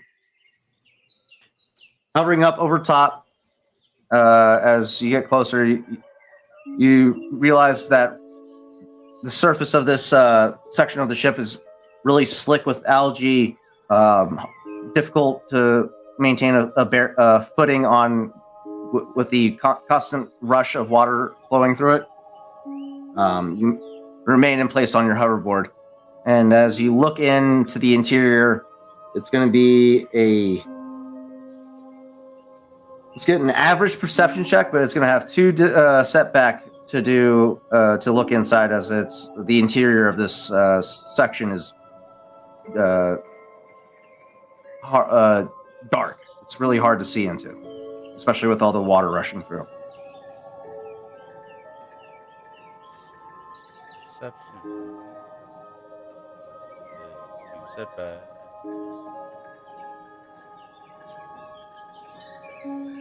Remove the set. Just don't count the setbacks in yours. I already rolled the setback. Oh, gotcha. All right. So whatever it was. And then Grisard removes setbacks from his. Oh, no, your first check that was good enough. Just don't count the setbacks on your check, you fucking weirdo. No. He said it. So you only have 3 advantages. 3 advantages against 4 threats. Grisard has how many successes? Just 2 successes. Yep. 2 successes, 5 advantages. How many setbacks does he remove? His perception? Just 1. Okay, so 2 successes, 2 advantages. Minoy you're not able to see anything as well. Can I ask Rawl? Do you have a rope? Rawl shrugs and just pulls out his climbing gear. Well, let's do. Minoy stands up and takes off her backpack, everything, just leaves it in the boat, and is gonna try and climb into the ship. Okay. All right. I'm going to need a hard athletics check from you as you climb up on this ship.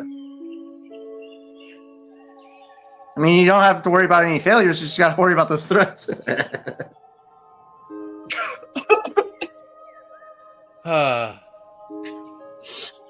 Can I use a triumph?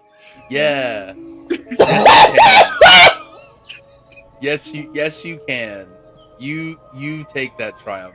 You sure you want to use that triumph? You sure you want to use that triumph? You don't want to go for a ride?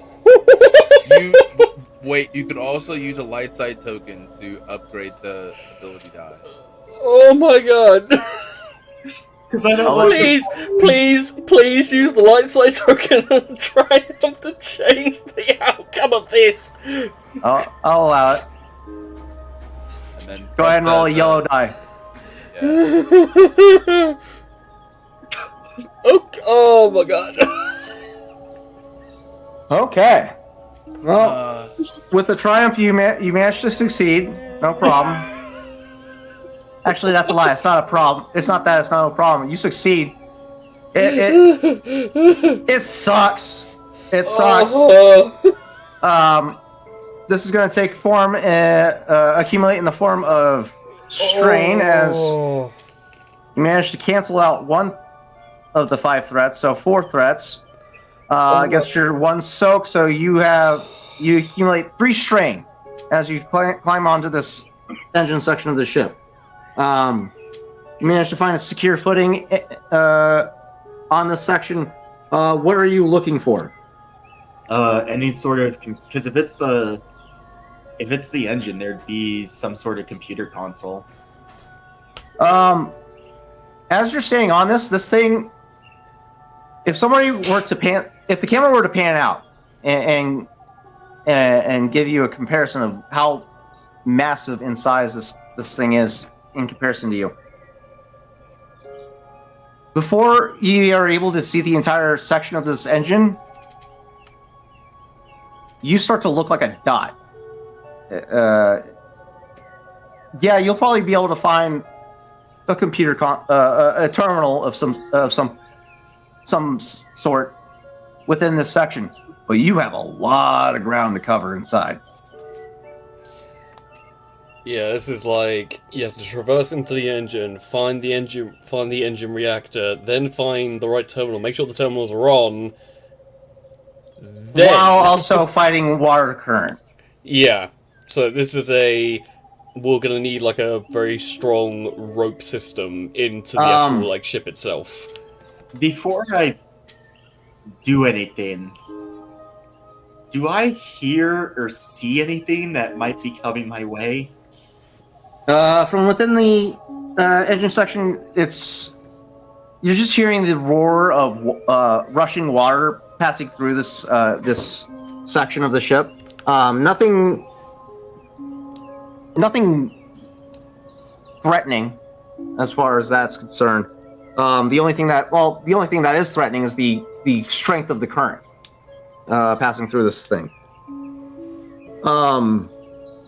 Yeah, as you are getting a close-up and personal inspection of this section of the ship, yes, you are going to need time and gear in order to effectively search this. You get a reasonable sense that it's not safe to do so without the proper preparations, but you can see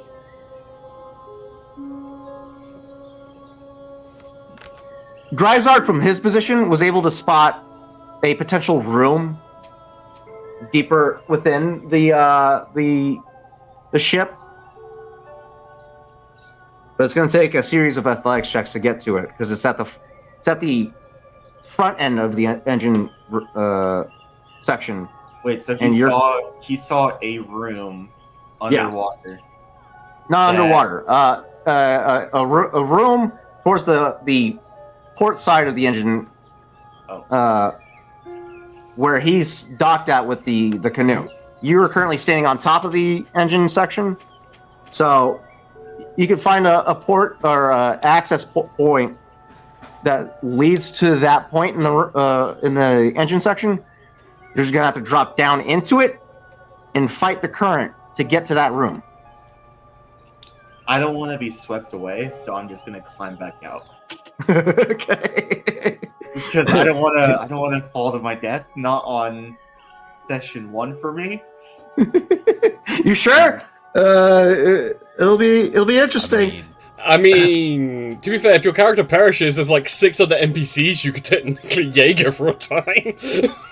I am gonna Episode 26, The Search for Minoy. I am gonna tie myself with the thing because I forgot to do that when I came down. All right.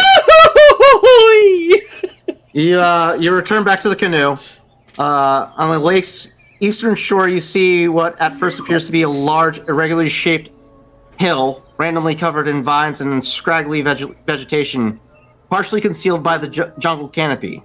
Perched on the hill at a prominent but odd angle appears to be the ruins of a large building with most of the transparent steel windows broken out. You suddenly realize what you're looking at is looking at the forward slope section of the Sa-na-Lor and its bridge. It is facing northwest toward the lake. Its forward shell-like hull is splayed, with the lower decks buried and crushed into the old riverbank. That's what you see as you guys turn back around to start making your way back towards the riverbank.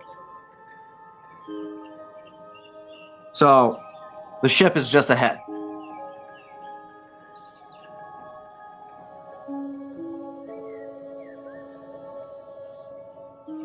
I was supposed to make you do a perception check, but Gryzard's perception was hot tits. He's fine. And I'm not trying to give you guys any more triumphs.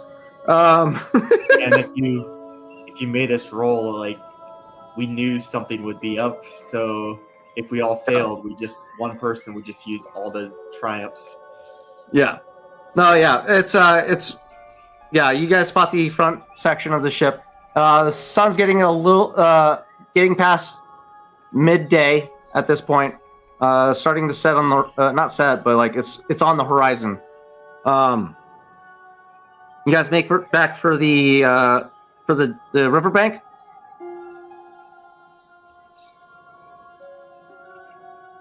Yes. Yeah. Okay. I'm gonna say about this time. This is about 3-4 in the afternoon on this planet's day cycle.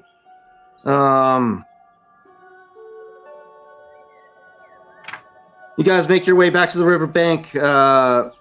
Praise Archie and the security team of the ship up ahead. You guys work on setting up your campsite for the moment as you plan to return at this location as it's easily defensible and away from vegetation enough to where fucking boreal octopi can't fucking leap out at you and snatch you up into the trees. You got a long journey ahead. A lot of work to take on. So you take a quick moment to recollect yourselves, get your second win for the evening.